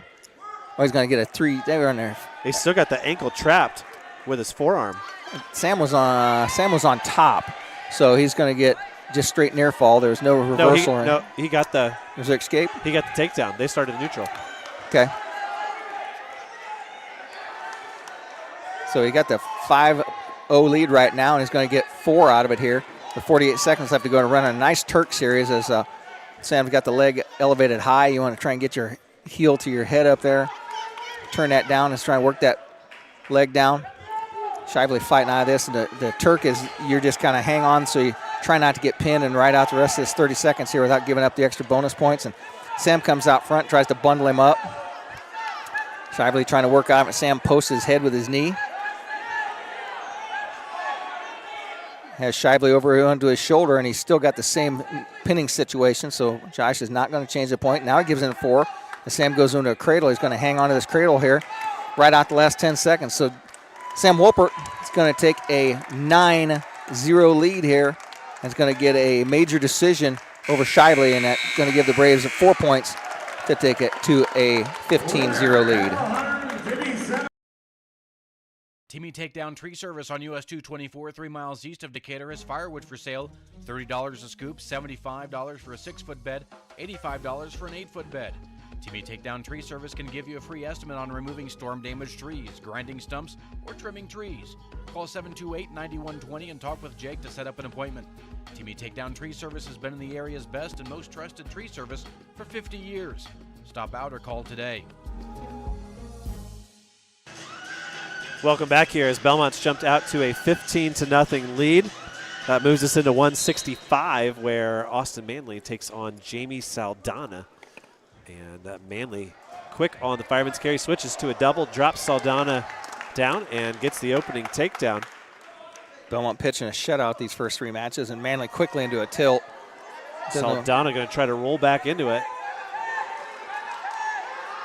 And Austin has enough of that arm and enough of the waist. He just had enough of it. Now switches to a half and gets some near fall, adjusts, takes a look over at the Bellmont bench and says, look what I can do. And Saldana's making his way towards the exit. Manley trying to adjust. Josh Howard right there to see it. He's got 4 near fall signaled. And there it comes in just 47 seconds. Austin Manley gets the fall. And just like that, Bellmont out to a 21-0 lead. We'll be right back after this message.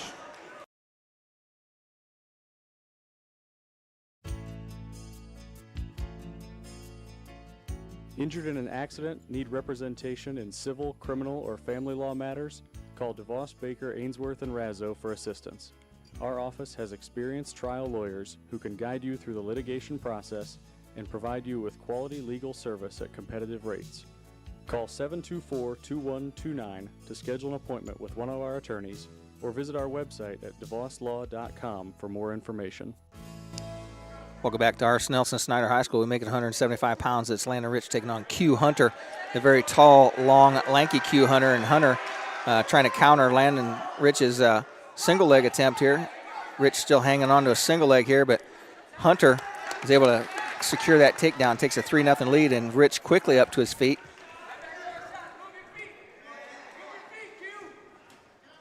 Shot by Rich, tries to jump up over the top. The flying squirrel, there it is. Another takedown by Hunter. As they basically elevated, flew over the top, a little helicopter action. 6-1 is the score now. Q Hunter out front. Rich gets the escape. 6-2 is the score now with 1:11 left to go. Rich was in a couple of pretty nice takedowns attempts there and was countered by Hunter. Rich works on a shot there on the edge of the mat. Landon Rich in on a little fireman's carry. Loses the arm, so he's got caught with a single with his head on the outside. 46 seconds left to go. Eating some cross faces here. Now Rich has his opponent over on his hip, so Rich is going to come up and get the 3 near fall. So Landon Rich comes back, gets a takedown here to draw a little bit closer. 6-5 is our score. As Q Hunter maybe a little bit winded here early in the season. As Rich, as I'm certain that Xavier Palacios runs a couple of cross-face cradles on him, trying to run one of his own here. As Hunter trying to come up to his base. With 13 seconds left to go, Rich would like to hang on here and not give up any points. Nice little arm throw by Hunter, and he's going to get 1 out of it. So with 3 seconds left to go, Rich is going to give up a point, so he's going to trail 7-5 heading into the second period. Got some nice messages from listeners. Ben Leakty listening, and you need to give me his email. Yeah, I've asked you twice now. We want to get First Bank of Bern on the High School Wrestling Weekly shirt this year. Ben stepped up and made sure that the show was your big time fully Ben. funded. Your big time Ben, you're gonna make the shirt. Dean Dubaw's listening too. He says he likes the video as well. So Rich trying to come up from the bottom. He's got one leg caught. He's gonna try and work his way out as Hunter's trying to do a spladle here, but he's not got any near fall here. As Rich is gonna come out and reverse into him. A little extra coaching as Rich gonna get the reversal here. So he's tied this thing up. At 1:33 left to go in the second period. Rich out wrestling Hunter on the mat. Now Rich going to run a cradle, and he's going to get the tall, lanky guy locked up in a cradle as Landon Rich trying to take him over, trying to do the Steve Carter helicopter over the top. And he's going to get his arm caught in there as Rich has got him caught underneath there. And if he can roll through with that arm, he's going to be in good position. Still got it locked. Now he gives up the reversal. He's going to give up near fall here as Rich going to 1:04 left to go, and he gets the fall as Hunter with the fall. 2 minutes and 58 seconds. Snider gets on the board. They've got some momentum now, but Belmont's got the X-Man coming up. We'll be right back after this. No matter your age, health and life insurance can be confusing and overwhelming. This is Derek Bailey with Bixler Insurance. Whether you are currently on Medicare or will soon be qualifying for Medicare, we have the products and expertise to meet your needs. Under age 65 and looking for health coverage? Interested in protecting your family from an unexpected loss with a life insurance policy? We can discuss options to assure your peace of mind. Call Bixler Insurance today to schedule your free appointment. Welcome back to our Nelson Snider High School. You want the X-Man? Absolutely. Okay. X-Man here taking on Tamaya Yu. I don't know how much voice you had left. I'm there. You Front got headlock worked by Palacios. Keeping it tight, grabs the right ankle. Gets the opening takedown here against Yu. Yu spins around, tries to get back to his feet. Bellmont leads at 21-6 here. We're at 190 pounds. We began at 144. Up next will be Douglas Hamilton taking on Isaiah Caldwell. Palacios. It's a wrist control underneath. And these two wrestled last year at 190. And X pinned him in 57 seconds. He's going to work a wing over the top and step over. Let's see if he can do it faster than 57 seconds. Deja vu, baby. He's got 8 seconds to do it. He's settling in. You doing a nice job of trying to bridge out of it. Palacios loses a wrist, and you will last longer than he did last year. But now Palacios putting his chest in there, and the fall comes in a minute 4. Palacios. 7 extra seconds he lasted. And that makes the score 27-6 as we head to 2:15. We'll be right back after this. Next up at 215 pounds, from Bellmont, Douglas. Looking for unbeatable deals? I got tank top guy. Automotive Decatur. With over 70 years of trusted service, we offer Ford, Chevy, Chrysler, Dodge, Jeep, and Ram, all in one location. Enjoy free car washes for life, a huge selection of new and pre-owned vehicles, and limited time offers on our remaining 2024 inventory. Deals this good won't last. Hurry in today. Welcome back to our Nelson Snider High School, and we're looking at a rematch from last year. As is Douglas Hamilton taking on Tomas Yu. No, that was Palacios' last match. It's Isaiah Caldwell. Isaiah Caldwell, and he throws a suplex on him. That is legal in freestyle, but not in folk style. Bellmont with a 27-6 lead after that fall by Palacios. 1 point penalty given to Mr. Hamilton. Got the 1P. He's up 1-0. Lock. There's another slam. That's another slam. Went feet to back and did not bring him down safely. So that's going to be a second penalty. That is another 1 point penalty. It's illegal. And Rex, how does that work? The next one's a 2 point, and the next one he's gone. You get 4 penalties like that. So Josh did a good job of talking to the young man and said, you know, you can't do that. So 2-0's the score, still on our feet. No takedowns yet have been given. As Hamilton hanging in has been able to take both those illegal holds. And Doug likes the headlock, so he kind of sets himself up for that too. Isaiah Caldwell working in on the hands, and Hamilton gets a little duck under by Caldwell, and Caldwell this time front trips him down but locks his hands. Oh, he could have got locked hands there. Yeah, I thought so too. That would have been a technical violation. Doesn't fall into the same penalty group there. Lock hands is a technical violation. As Hamilton comes up to his feet, has a 1 point escape, so we're tied 3-3 now. Hamilton working on a headlock now. He hits an overhook, drops down to a single leg. Nice little single leg to a duck under. And Caldwell gets a takedown on Hamilton. Hamilton up to his feet.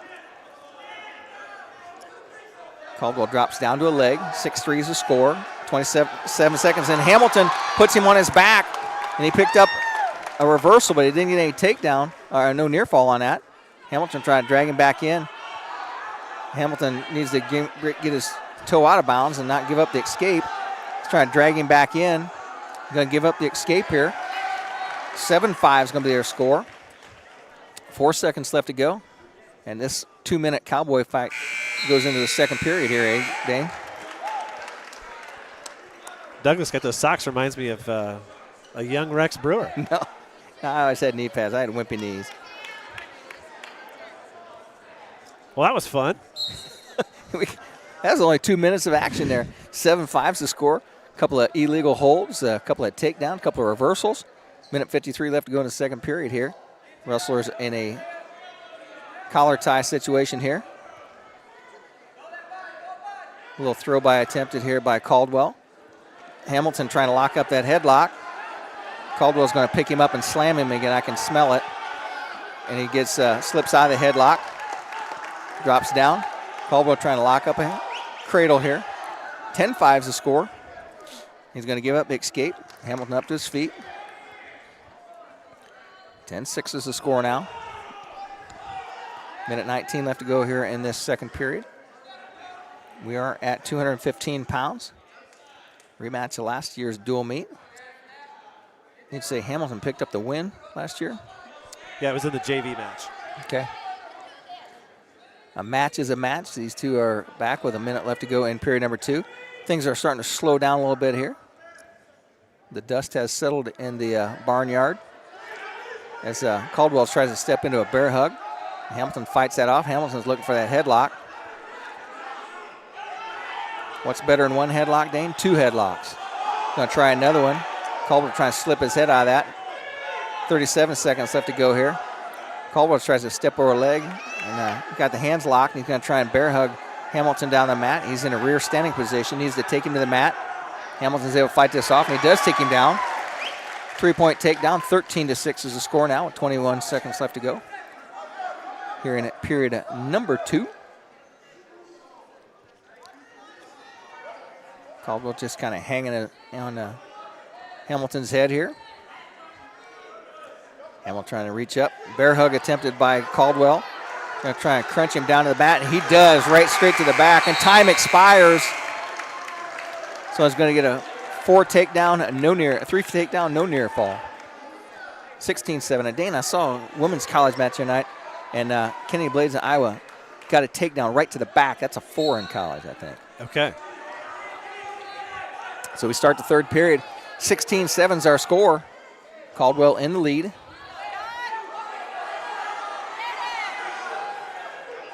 Hamilton doing some hand fighting here. Trying to keep Caldwell out of that bear hug. He's got a couple of takedowns on him. A little pummeling here. Caldwell looking for that headlock. And I think if he keeps trying, he's going to get one here. And he's got this locked up tight. He's not going to sag off of this one. And Caldwell's going to try and bear hug him out. And Hamilton's trying to work his way into that headlock. Douglas trying to get an inside trip, and Caldwell comes up on top here. So he's going to give up the takedown. That's going to be 19-7. Going to give him the escape. 19-8. Mr. Caldwell is running out of juice here, so 1:05 left to go. If Hamilton can outlast him here, come up with a big move here. Now on Friday, he wrestled Derek Morrison, a state qualifier from WZBD, and stayed off his back, rolled off his back a couple times, and only gave up the tech fall. That's what you want to see out of a guy who doesn't have a whole lot of experience and is new to the varsity lineup. There's the takedown, makes the score 22-8. Caldwell gives the escape, and Hamilton goes right into a single leg. And there was a locked hand, so that's going to be a 2-point penalty. That will be a 2-point penalty. Technical violation. One more. Is that in the penalty chart? I think if it gets one more, that could so it's 22-9. Gives an escape 22-10 now. 22-9 in this moment. 22-10 now. I'm off to the margin of my paper. 35 seconds left to go. Coaching staff from Snider telling Caldwell he needs one more takedown. Hamilton fighting off here. Bear hug attempted. Hamilton trying to throw a headlock. Caldwell's going to try and throw him back behind that bear hug. Caldwell fighting that. Hamilton fighting that off. 17 seconds left to go. And he goes takedown. And thank goodness he got the takedown before he got the locked hands called. It would have come. Tech fall. He wins 25-10. We get ready for heavyweight. Be right back after this. Most of us take clean water for granted, but the plain truth is cities work hard to keep our waterways and stormwater sewers as clean as possible. In the field and around the neighborhood, you are the city's eyes. What you casually observe can make a difference. So if you see signs of trouble, including odd odors, unnatural water color, or signs of dumping or spills, please notify the city immediately. Be proactive. Choose to make a difference. Get more ideas on the web at decatorin.org. Welcome back here for the heavyweight match as state-ranked Grady Baker steps onto the mat. And Rex, Grady weighed in around 245 on Friday, and he told me he's ready to eat some turkey and watch the Bears when everything ends on Friday at Goshen. And he's really loving that ability to eat and train and not worry about that element. Great, that's a nice move. Great finish there as he gets the opening takedown here at 285. Bellmont leads at 27-11. Hit a little duck under to a slide by single. He immediately puts the pressure back on Igny. They go out of bounds. This is not who they. Okay, there it is. Igny trying to headlock here, and Baker says, I'll go that game. Now underhooks by Baker. Now a shot by Baker, in on a single, and he sets Igny down. And that may have knocked the wind out of him. He may not have much left to fight there. Baker going for the kill now. Baker with a nice duck under to a high C. Yeah, Igny able to fight it off for a moment. Now Grady in there. Going to settle in. He's still got 56 seconds left. As the judges say, let's make Grady great again. Belmont wrestling Grady again. Yeah. You gotta get that one right. There it comes. A minute 12.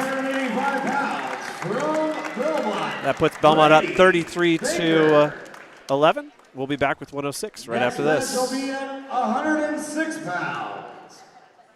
From Bellmont. Indiana Physical Therapy is your independent local choice for physical therapy. There's no referral needed to come see us, and we accept all insurance.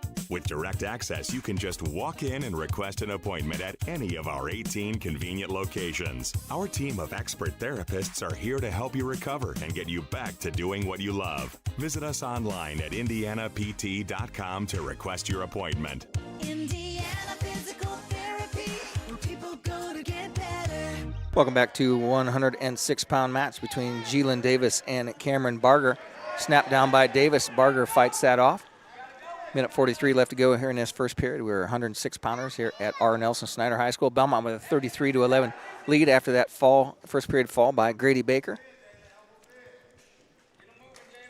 Shot by Barger. Will spin to go behind by Davis. Davis is going to work his way into a takedown here as he traps the leg. Trying to catch some cross-face cradle, get some points here against Barger. And Barger fights off that, gives up just a takedown. Quickly, Davis is going to cut him loose up to his feet. 3-1's the score. Davis in on a shot, trying to hit a little tilt series here. Barger's able to counter that. While on the edge of the mat. Davis out of bounds. Barger inbounds.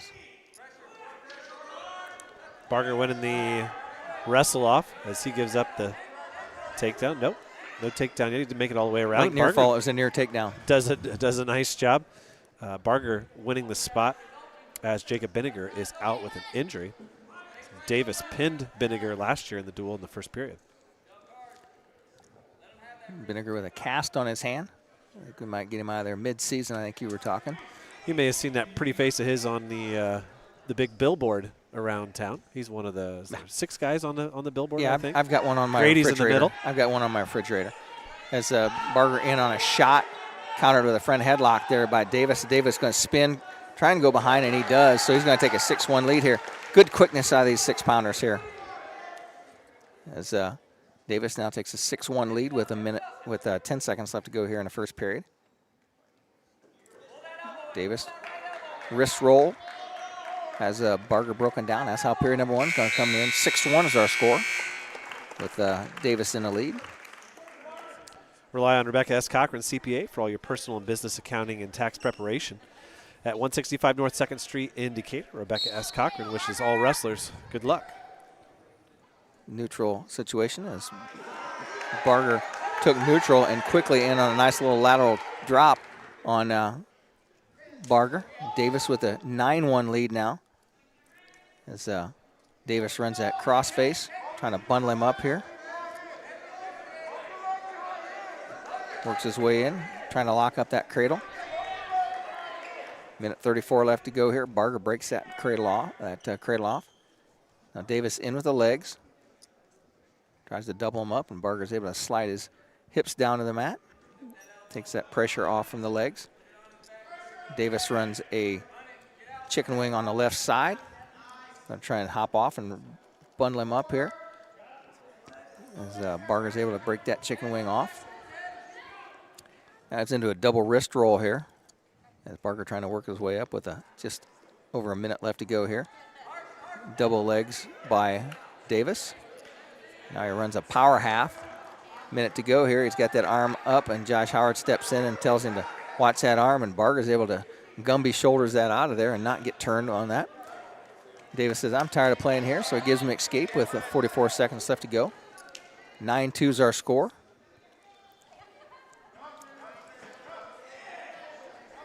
Davis trying to keep Barger's pressure off as Barger pressuring him to him. Shot there by Barger. Quick snap down by Davis, goes behind. Jalen Davis, 23-9 last season, was a regional qualifier. 13 seconds left to go. He's got a 10-point lead at 12-2. So, Dane, we're not high tech. We don't have the score of the scoreboard linked into our camera, so we'll have to keep the fans up to date. I'm not sure you and I are smart enough for that. Well, we don't have that kind of funds. I got that camera for $14 off Menards, so save big money at Menards. 2 minutes left to go as we're on our feet once again. 12-2 is our score. Barker's been right there fending him off. And Davis pretty slick. It's a little duck under. Davis tries to drop down underneath there. Countered by Barger. Coming up next, Bradley Baker's varsity debut. He'll be taking on Dylan Miguel, returning varsity wrestler. Nice little slide by, catches the arm of Barger. Davis has him on his back. This is going to do it. The takedown is him in a tech fall. And there's the fall. 4 minutes and 29 seconds. We'll be right back after this.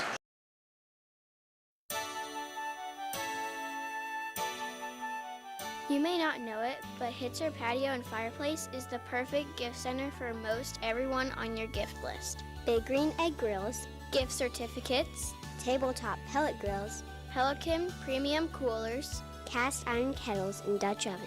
Unique gift ideas for special people on your gift list. Hitzer, 269 East Main Street in Bern. Welcome back here as freshman Bradley Baker steps onto the mat for the first time as a varsity Bellmont Brave. He took the forfeit on Friday. He's taking on Dylan Miguel, who is a sophomore. Made it out of the New Haven sectional last year, but a record of just 7-9. Was not in the varsity lineup last year when these two teams met. Baker's the first to attempt a shot, but they're tied up pretty good right now in the first 20 seconds. Bellmont leads at 33-17. Bit of a throw attempted there by Miguel. And they go out, and Josh hits Bradley with a stalling warning to start things off here, 30 seconds in. Back to the center.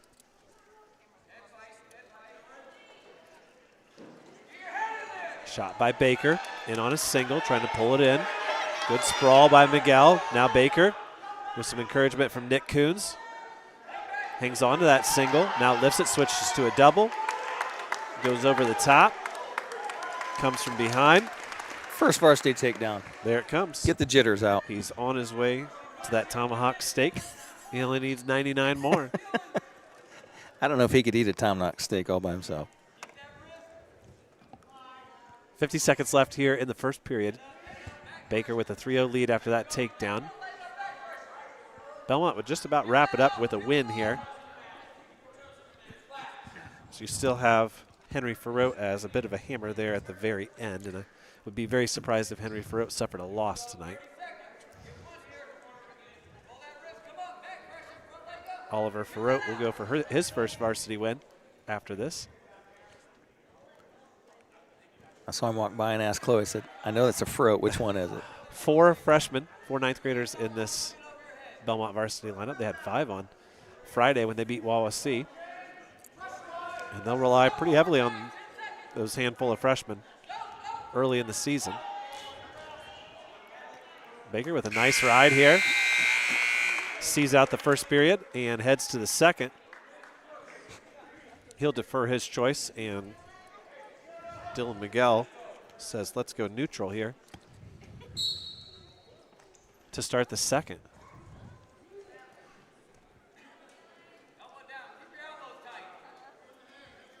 Initially, it was Miguel who was in early on the attack in the first period, but Baker was the one who scored.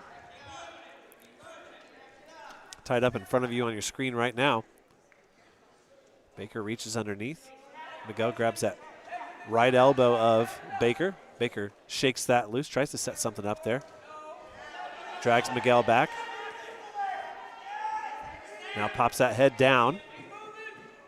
Reaches underneath inside the thigh. Tries to set up a side cradle there on the edge of the mat, and he goes out of bounds. And they'll restart with 1:18 left. One thing I noticed on Friday, Rex. Oh, a nice job there by Baker. Posted that far thigh. And just turns him over and gets from behind. Coach Myers doing a little book work. I don't remember that from last year. Taking some notes. Been a little bit more intentional, and now Randy Baker's kid throwing a cross-face cradle. Can you believe that? Gives up on the cradle, but he still holds on to that elbow. You know, that far thigh pry that he took him down with there, he almost got taken down with that earlier. Baker still holding on to that elbow and trying to turn Miguel here with 39 seconds left.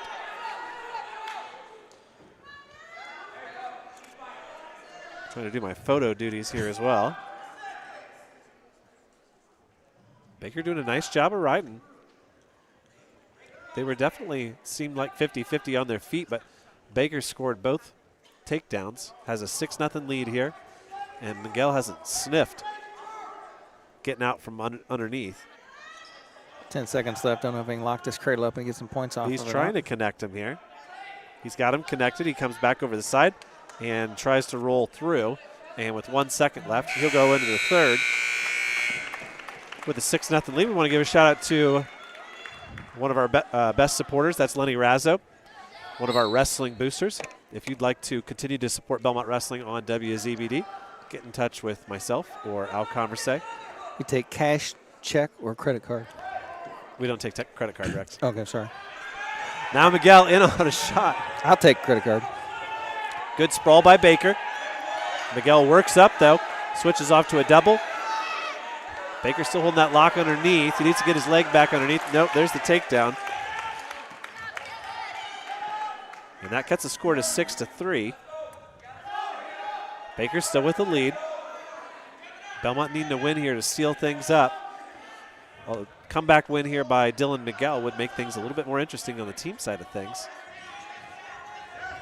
Baker reaches back for the right leg of Miguel, who's on the ride, and he's going to try to crank that left shoulder over and score some late near fall here. The Bradley's going to hit a Will Bussey toe hook and roll out of that there for a second.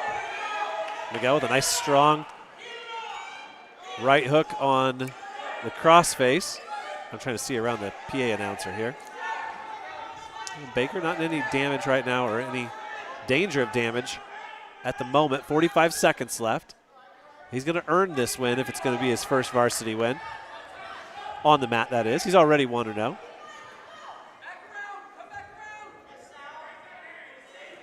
But that forfeit's like kissing your sister, Dan. You just get no thrills. Agreed. Now a half attempted by Dylan Miguel. Coach Kuhn says look away, and he gets called for grabbing the headgear, I believe. And it will be 1 point. And that does give a little bit of breathing room for Baker, who now leads 7-3. 22 ticks since you can't see the clock on the webcam. On the restart, Baker tries to stand up. Miguel traps that left ankle. A little ball and chain action. Now working another half. 12 seconds left. Baker Ball up here a little bit and just see this one out. 5 seconds left. And Bradley Baker's going to win this one. He's going to move to 2-0 as a freshman. He wins at 7-3. Bellmont takes a 36-17 lead. We'll be right back after this. Does your heating system need a good end-of-the-season tune-up from Masters Heating and Cooling? Now is the time to tune up your heating and cooling system. At Masters, we have technicians that can service most makes and models of furnaces and heat pumps at low-cost seasonal special pricing. Contact Masters Heating and Cooling at 1045 South 11th Street in Decatur. On the web at mastersheatcool.com to schedule your preventative maintenance checkup now. Come back to our Nelson Snider as Oliver's opponent, Kai Vaughn, shoots in with both arms up, and Oliver just hit him with a Paul Baker throw by arms and takes him right down 3-0. So, Dane, I'm going to spend this whole match with a British accent saying, Oliver. And Oliver runs a nice little chicken wing, hooks up that far wrist control. He's going to try and run him inbounds, keep that pressure straight forward, and he takes him right to his back. He's getting near fall right now as Josh Howard counting it off with minute 27 as he's got his opponent in a tough way here. Kai Vaughn comes off his back. Oliver's going to pick up 4 in a near fall. He's up to a 7-0 lead here with a minute 15 left to go in period number 1. Gives up the escape as Vaughn shoots in, reshot. Oliver reshoots on that one. Oliver's in on a duck. And as Vaughn tried to hit a little duck under to a throw, and Oliver caught his arm and sends him right to his back. He's going to pick up a 7 move here. 55 seconds left to go, trying to drag him back in, keep his feet in bounds. And Dane, I have never seen Oliver wrestle, but this young man has some slick to him. Yeah, he was unfortunate in who he drew with Cameron Center on Friday. A pretty good wrestler for Wawasee, a former state qualifier. Didn't really get an opportunity to really see what he was made of, but looks good tonight. 14-1 with 42 seconds left to go in the first period. That's a sizable advantage. One turn or takedown and a release. Escape will do it here, but Oliver's not going to mess around with that. He just runs a bar arm, takes him right to his back, working on a fall. He's got the tech fall laced up here. Tries to get some pressure back on, get that inside shoulder down. And he comes back forward. There it is, tech fall. 18-1's our score, and that gives the Braves another 5 points, makes it 41-17. Quality dentistry for people of all ages. That's what you'll find at Decatur Dental Services. This is Dr. Taylor Trevere at Decatur Dental Services. We provide a wide range of dental treatment, including preventative, cosmetic, restorative, and reconstructive dentistry. Located at the corner of 224 East and Pickway Road in Decatur. We offer convenient office hours, Monday through Thursday from 8 a.m. to 5 p.m. and Friday, 8 a.m. to 3 p.m. For more information about our practice, please find us on Facebook or visit our website at DecaturDentalIN.com. That win by Oliver Ferrote, his first as a varsity wrestler for Bellmont High School, clinches the dual meet for the Bellmont Braves, and they take those skeletons out of the closet and they pin them to the mat, and they're going to pick up the win here tonight, which will be much celebrated by the Bellmont coaching staff because it does seem like this one's been an awfully frustrating trip the last few years. Ben Mills on the mat now. He gets the opening takedown here against Damian Starkey. And I think if you are a Bellmont fan listening and you've followed this program for a long time, you're going to really like what you see from Ben Mills by the end of the year. I was trying to look if Starkey was the 13-pounder last year, and he was 17 and 15 last year. He took a forfeit in this match because Bellmont wasn't ready for this one at all and didn't have their lineup set the way they wanted to, and I think somebody missed weight as well. Yep. So Starkey gets back to his feet, and Mills will have another opportunity. Now, what we saw from Mills on Friday was that he wanted that takedown earlier in the period, and then he wanted to ride. Was happy to put the legs in and score with them. And that shows a lot of confidence when you see a guy do that, especially early in the season. Get that early takedown, and some guys will want to just cut him and go, but Mills was very happy to work on his ride. He gets a second takedown here. You're going to lock up a tilt here. Try to give me a free cookie, Dane, but that little girl wouldn't give it up. No, she wasn't about to give it to you, guy looking like you. She thought I had enough cookies in my lifetime. She's going to hang on to that one. Mills reaches underneath for that left wrist, and he's under the right arm. He's trying to work up on that wrist to make sure he's got the best grip on it possible. Then he's going to spin around here near us. Starkey does a nice job of keeping his legs up, but Mills gets around. And now Mills holds on to that wrist, and he's going to walk that over. And he's got 5 seconds left to do it. He's going to score near fall with it. No, he's not. Woo! I thought he was going to get there, but he didn't. Woulda, shoulda, coulda. That'll leave the score at 6-1. And I didn't see whose choice that was, but they're going to start neutral. We'll put it in the middle of the line. I doubt it's going to matter here because I think Mills is on his way to a big victory. Shot by Starkey, defended by Mills. He's in on a single leg now. Nice reshot by Mills. Good counter wrestling. You at home have a better view of it than we do. Now Mills walks over, has a side cradle locked up. He's going to try to clear those legs that Starkey's sticking up. He's going to get near fall. We can't see anything, but you can. And he's just about there, I think. I'm watching it on the computer screen. The Jumbotron, like at Lucas Oil Stadium. Mills still looking for the fall. There it is. It comes in 2 minutes and 37 seconds. It puts Bellmont up 47-17 and gets us ready for 132 pounds. See Craig or Wes at Johnson's Auto Sales, the corner of Adams and 13th Street in Decatur for your next car, truck, SUV, or van. Johnson's Auto Sales wishes all the wrestlers good luck, especially tonight. Luke Rubel pulls the short straw tonight, and your wrestlers are very tough. Deacon Rhodes from Snider. Yeah, this is a kid with 80 career wins and somebody who's been caught in as a regional qualifier the last couple of years. Man, just quickly off the whistle, gets a double leg takedown, goes up 3-0. It's going to cut Rubel. Rubel backs out. Rhodes in another double leg, quickly takes him down. Rhodes is not going to waste any time here tonight as he throws a crossface in. Tries to power him over. He's up 6-1 now with 1:40 left to go here. Takes that chicken wing on the left side of Rubel. Rubel does a good job of locking his hands so he doesn't give anything up there. Rubel trying to work his way back in to the body of Rhodes. Rhodes got a chicken wing and a far side half, which is a bad combination of half. Turn my mic down just in time to hear the shutter clicks there. They're doing double duty here tonight.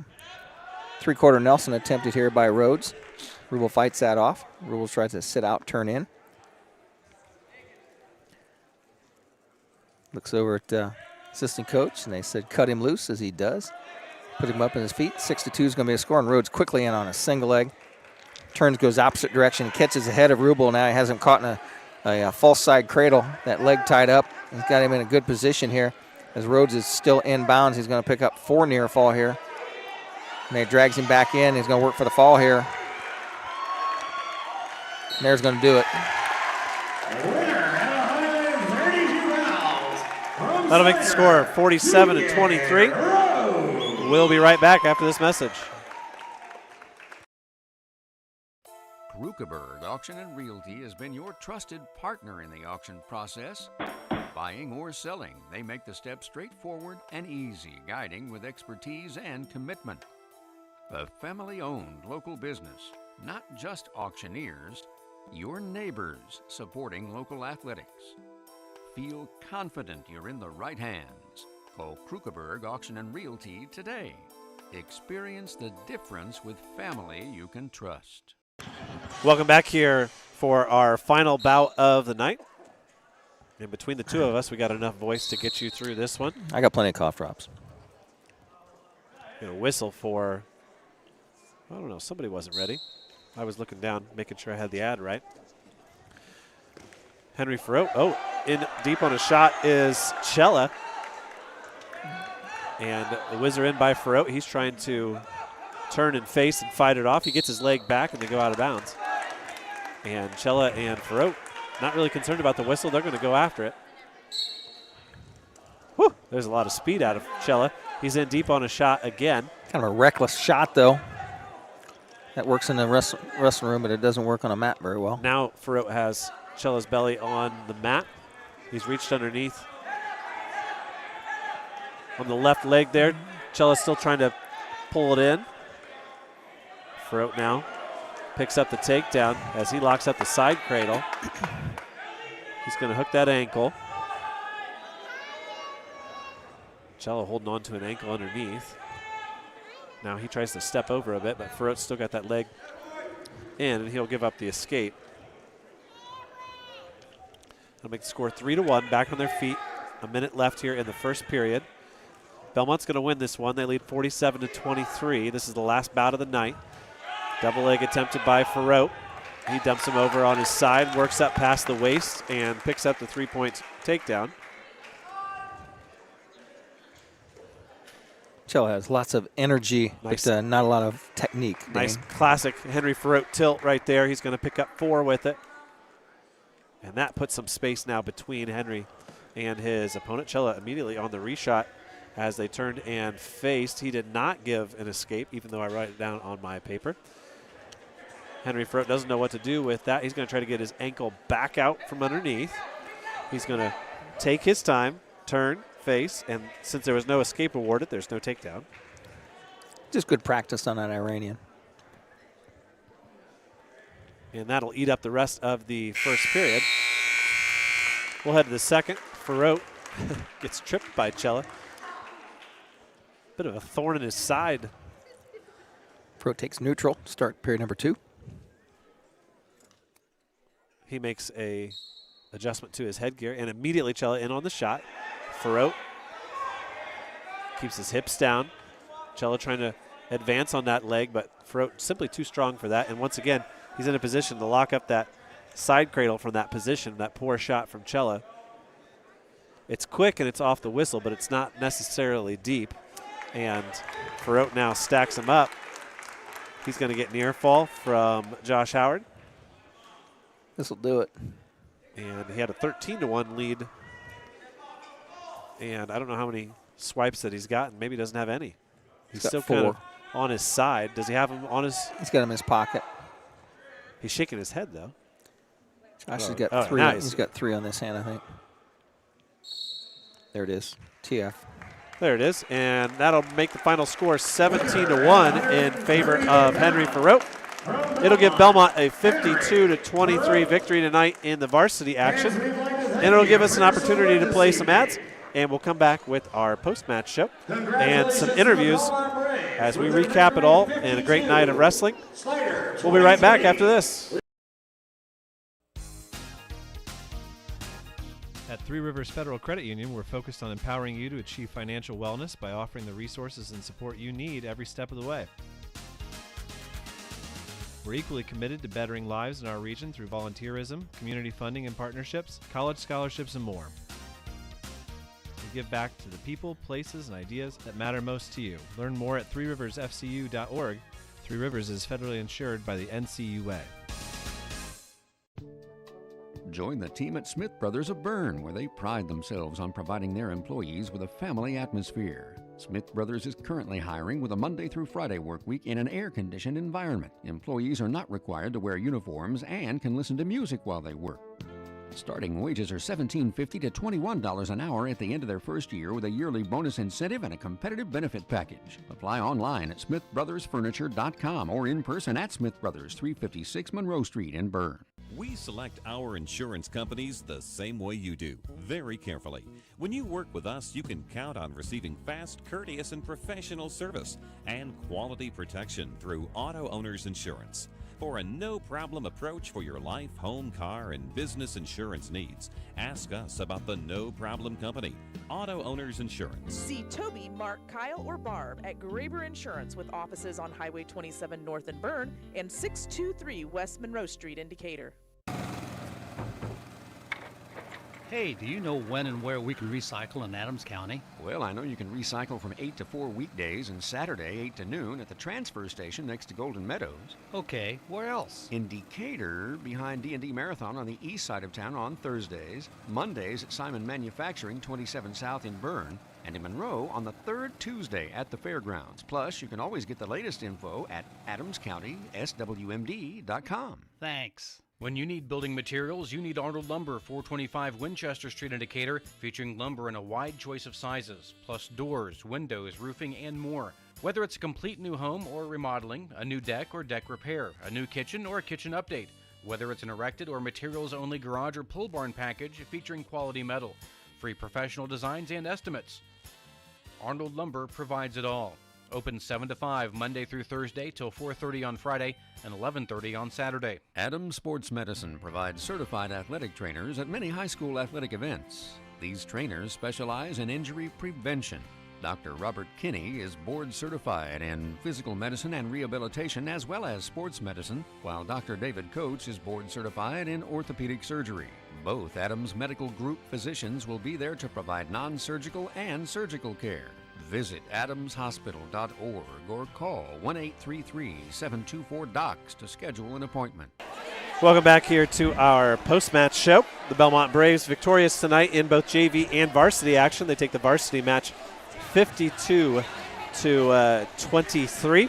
And a pretty good performance overall. Rex, I know you didn't get to see them on Friday against Wawasee, but they pick up 2 wins here in the first 5 days of the season. I think they're ready to go for Thanksgiving. I thought they look really good. Those freshmen that had guys that were equally matched to them wrestled very, very well. A couple of those guys were just plain outmatched by upperclassmen that have lots of experience. But all in all, I thought they wrestled really well. Yeah, and 4 freshmen on the mat tonight. We saw a win from Charlie Farrow at 150 pounds. We saw an 18-1 tech fall from Oliver Farrow, and we saw a victory by Bradley Baker. So 3 of the 4 freshmen pick up wins tonight, and you can't ask for much more from your 9th graders. We're going to pick up one of those 9th graders, I believe, for an interview here in a little bit, and we'll bring you our recap, and we'll tell you a little bit more about what wrestling is coming up here in the next week. It's all coming up here on our post-match show. 9 miles from Monmouth and 9 miles from Fort Wayne, situated on 27 just south of 469, sits 9 Mile Restaurant, your home for great meals since 1837. Providing home-cooked meals to travelers between Decatur and Fort Wayne for over 180 years, 9 Mile has stood the test of time as an institution on the southern edge of Allen County. With seating on the family side, the bar side, and outdoors, there's always a reason to stop and have a meal. 9 Mile also has a full-service bar and a professional service that can cater your next event or party. The next time you're on your way to or from Fort Wayne, stop in. You've gone the distance. Welcome to 9 Mile. Fall into savings at Best One in Monroe. This is Manager Matt Brown with savings on tires and service.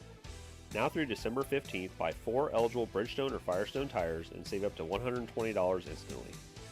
And get your vehicle ready for winter with a Valvoline full synthetic oil change for as little as $39.99 after rebate.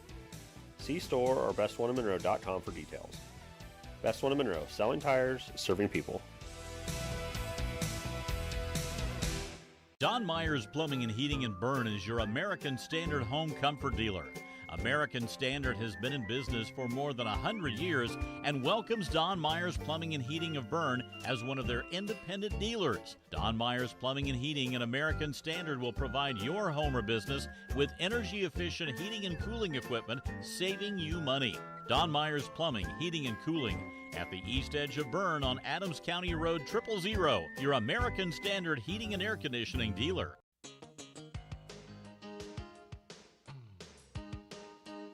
Hi, this is Tina with Innovative Concepts Audio Video. Let us help you fall into the perfect fit for your home theater entertainment. Whether it's a stunning home theater, crystal clear audio, or smart home upgrades, we've got the tech to match your style and budget. Stop by Innovative Concepts at 1421 Manchester Street in Decatur and make your home the place everyone wants to be this season. We bring technology to you. When faced with the difficult task of making arrangements for your loved one, many emotions and questions arise. What would they want me to do if they were here? Where is the money coming from? How much should I spend? Do they want burial or cremation? The staff at Haggard, Hershey, and Zelt Funeral Home can help you navigate these tough questions. Make your wishes known and allow us to make sure that your wishes are carried out. Call Ryan Hershey or Eric Zelt at 260-724-7167 to schedule an appointment today. Welcome back here to Snider for our post-match show, and we were just talking about the performance of the 9th graders for the Bellmont Braves in these opening 2 duels, and we are joined by Mr. Bradley Baker, who's now 2-0, and he picks up his first win on the mat.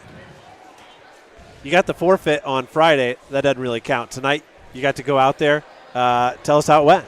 You know, I mean, I didn't wrestle my best. I wasn't too happy with my performance, but feels good to get that first win under the belt, you know.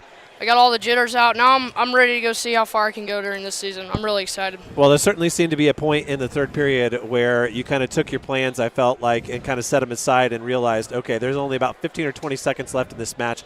I just got to see this out, grind it out, and get the win and move on to the next one. Yeah, I mean, I felt like I was pushing it first period. Second period, I was just making a couple mistakes. And I think I just got into my own head that beginning third period, and I just kind of slowed down. I just got to keep that up all match, just the pushing. I think at some time you could go too fast, and I think your first real match on the mat, it's one of those things, take a breath, settle down, go through the motions, wrestle your match, and don't get sucked into somebody else's match. For sure. Now tell us a little bit about your experience so far being a member of the high school team. Obviously, you've been wrestling for a long time, but who are you wrestling with in practice? Who's pushing you individually up in the wrestling room? Yeah, it's awesome to be up there. I've been waiting my whole life. I've always dreamed of being on this wrestling team, being a part of it. And now I'm here, and it feels awesome. It's one of the best feelings I've ever experienced. Up at practice, we all work really hard. Oliver Farrow and his dad, Coach Sean, they're really up there to push me. They've definitely got me a lot better from my 8th grade year to this year, and I'm just really thankful for them too. Now, we did see you at one point, I think it was in the second period, with a crossface and then a cradle locked up, and we kind of made the observation that that's kind of a surprise for us, and then we laughed and said, no, not really. You know, it's like when Xavier Palacios takes somebody down, everybody in the gym knows what's happening next, right? Yeah, I went for it, but I just couldn't keep him into that position where I could run him over. And now, do you ever get really some pointers from your old man on the crossface cradle? Oh, I'll guarantee you he'll be talking about it tonight on the way home. I can guarantee you. Well, Bradley, congratulations. I know tonight's not technically your first win, but your first time to go out there and compete with that Bellmont singlet on, and it's really cool to hear you say the emotion that you have in being a part of the program and being here as a high school wrestler. And we wish you lots of luck on Friday and Saturday, and hopefully you're ready to go with double-digit wins after this week. Now, I know we sent Gus over to get you, and you were a little hesitant. I tell you what, you're going to be in the limelight for the next 4 years, so you better get this first interview out of the way. Now, just like that first period of match, it's out of the way, jitters out. You can talk to us just freely, and next time, practice up, and you'll be ready to go for the next interview, right? All right, thank you, guys. You did a great job. Once again, that's Bradley Baker picking up the win tonight. He moves to 2-0 as a freshman, and the Braves get the team win. We'll be back to wrap it all up right after this. Renowned around the Midwest for his skills and his creative abilities, Nate Bowers and the team at Bowers Paint Studio in Decatur work with a wide range of clients, from collision repair to custom paint jobs for classic cars and motorcycles. Located on Monroe Street on the west side of Decatur, Bowers is your place for body work too, whether it's getting your ride back on the road or finally getting that classic car, the paint job you've always wanted. Stop by or give Nate a call to put the best in the business to work for you. Why lose out to pain? Visit Dr. Carla Grody at Grody Chiropractic, 320 West Monroe Street, Decatur. She's a specialist in the utilization of proven non-force techniques to treat injuries of all kinds requiring professional chiropractic care. Call 724-2510 for an appointment with Dr. Carla Grody. Open Monday through Thursday, closed Friday and Saturday. Grody Chiropractic, 320 West Monroe Street, Decatur. Expert Transmission on US 224 in Decatur and on US 124 in Bluffton is the place to go for not only transmission help, but also full-service general auto and truck repair. Matt, Corey, and Tyler at Expert Transmission are experienced and ASE-certified mechanics who can diagnose and fix your family or work vehicle. Call Steve or Dustin soon to set up an appointment. Expert Transmission has the best warranty in the business, 5 years and 100,000 miles on a new transmission, and can give you a free estimate. Call today at 724-2434 or like Expert Transmission on Facebook. Two Brothers Bar and Restaurant, located on the corner of 3rd Street and US 224 in the heart of downtown Decatur, is your home for great meals, a cozy atmosphere, top-of-the-line catering, and now free meals for kids. That's right, this summer on Tuesday and Wednesday nights, kids under 10 eat free with the purchase of just one adult meal. Whenever you come, Two Brothers is the place to sit and enjoy a meal. Offering burgers, wings, chili, ribs, appetizers, and nightly specials, Two Brothers has a banquet room, a bar side, and a family side. For your next meal, visit Two Brothers Bar and Restaurant in Decatur. Bad hair day? Bad day at the office? Bad day behind the wheel? Hey, stuff happens, even to the best of us. At least your car insurance rate doesn't have to take a hit. Get Erie Rate Lock from Erie Insurance. Gives you a great rate that stays put until you change a car, driver, or your address. Plus, seriously good service. Now that's something to smile about. Your Erie agent in Decatur is John Kins. Get a quote at 728-8888 or visit kinsinsurance.com. Erie Rate Lock does not guarantee continued insurance coverage and is not available in all states. Finding a reliable, affordable, and professional electrician is difficult these days, but in Adams County, there's a name you can trust, and it's Phil Blakey of Blakey Electric. Serving Decatur and the surrounding communities, Blakey Electric does residential and commercial electrical work, both inside and outside. Give Phil a call today at 724-8049 and tell him about the work you need done on your remodel, new building project, or any other electrical project. Leave it to the experts at Blakey Electric, 724-8049, to take care of all of your electrical needs. Welcome back here for the final time to Snider High School as the gym has cleared out, and we are destined to be the last people in the gymnasium. Like always, we want to remind everybody of our schedule coming up here. We will bring you some Goshen Red Hawk Super Duel coverage. We haven't seen the schedule yet, so we don't really know. We do know that we do have Purdue basketball at noon on Friday, followed by the 3A championship game for Bishop Lures and IU Purdue Old Oak and Bucket game coverage on Friday. Then on Saturday, we've got the 4A championship game between Bishop Dwenger and Roncalli. So lots going on this weekend, but we will squeeze some in. And then next week, we're full go, Rex. We've got the show on Sunday. We've got Cowan and South Adams on Tuesday. We'll get our first look at the Starfires. And then next week on Thursday already, we've got split duty. I'll have Bishop Dwenger and Bellmont. You'll have South Adams and Delta. And obviously, we're going to want to see what that Delta team has and how good they're going to be. And we'll learn a lot about South Adams here. Oh, we have a real good idea how good they are. Yeah, for sure. So here on Tuesday night at R. Nelson Snider High School, it was a matchup of historical rivals between Snider and Bellmont, and the match got underway at 144 pounds. It was Gabe Myers with a 1 minute and 57-second fall over Taylor Sway that gave Bellmont a 6-0 lead. At 150 pounds, it was Charlie Froat as he takes on Ethan Jimenez, and it is a tech fall 18-2, making a score 11 for the Braves, 0 for Snider. At 157, Sam Wolpert jumped back into the lineup and comes up with a 9-0 major decision win with a 7-point move in the third period. That gave Bellmont a 15-0 lead. At 165 is Austin Manley jumps in against Jamie Salando, and it is a fall in just 47 seconds, making a score 21-0. At 175 pounds, Landon Rich took on Key Hunter and got a takedown in the first period, but it's Hunter who ends up with a 2 minute and 58-second fall. That gave Snider their first points of the night and cut the lead to 21-6. At 190, it's the X-Men, Xavier Palacios, and he's wrestling against Thoma Yu, and he takes very little time, 1 minute 4 seconds for the fall. 27-6 is our score. The most entertaining match of the night came at 215 pounds. Isaiah Caldwell was called for 2 illegal throws against Doug Hamilton. Doug gets a reversal late in the first period and is in that match, but Caldwell kind of settles down, picks up 5 takedowns in the second and the third period, and ends up with a 25-10 tech fall. That made the score 27-11. We get to the HWTs, and it's Grady Baker wrestling against Colton Igney, and Baker needs just 1 minute 11 to get the fall, making the score 33-11. Back down to 106 pounds, Jalen Davis of Snider comes up with 5 takedowns and then a 4 minute and 29-second fall over Belmont freshman Cameron Barger. That cut the score to 33-17. At 113 pounds, it was Bradley Baker versus Dylan Miguel, and Bradley Baker, after his first wrestling match, win on the mat, and a good interview for us afterward. He wins with a 7-3 score, makes score 36-17 Belmont. Then Oliver Farreau also picks up his first career victory on the mat for the Bellmont Braves at 120 pounds. He wins 18-1 and that gave Bellmont a 41-17 lead and clinched the victory. 126 pounds. It's the working man, Ben Mills. He's taking on Damian Starkey, and Mills gets a couple of takedowns and then gets to fall with 237 and makes the score 47-17 Bellmont. The last victory for Snider came at 132 pounds. Deacon Rhodes takes down Luke Rubel and gets the fall in 1:23. That cut the score to 47-23. To round things out, Henry Froat wrestling against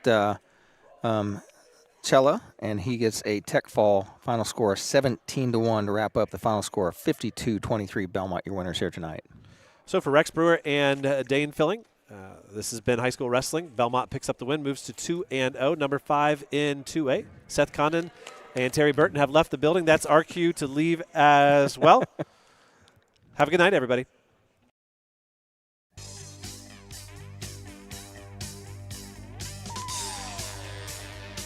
You've been listening to exciting high school wrestling. Brought to you in part by the many community-minded sponsors you heard. And a special presentation of 92.7 WZBD Sports.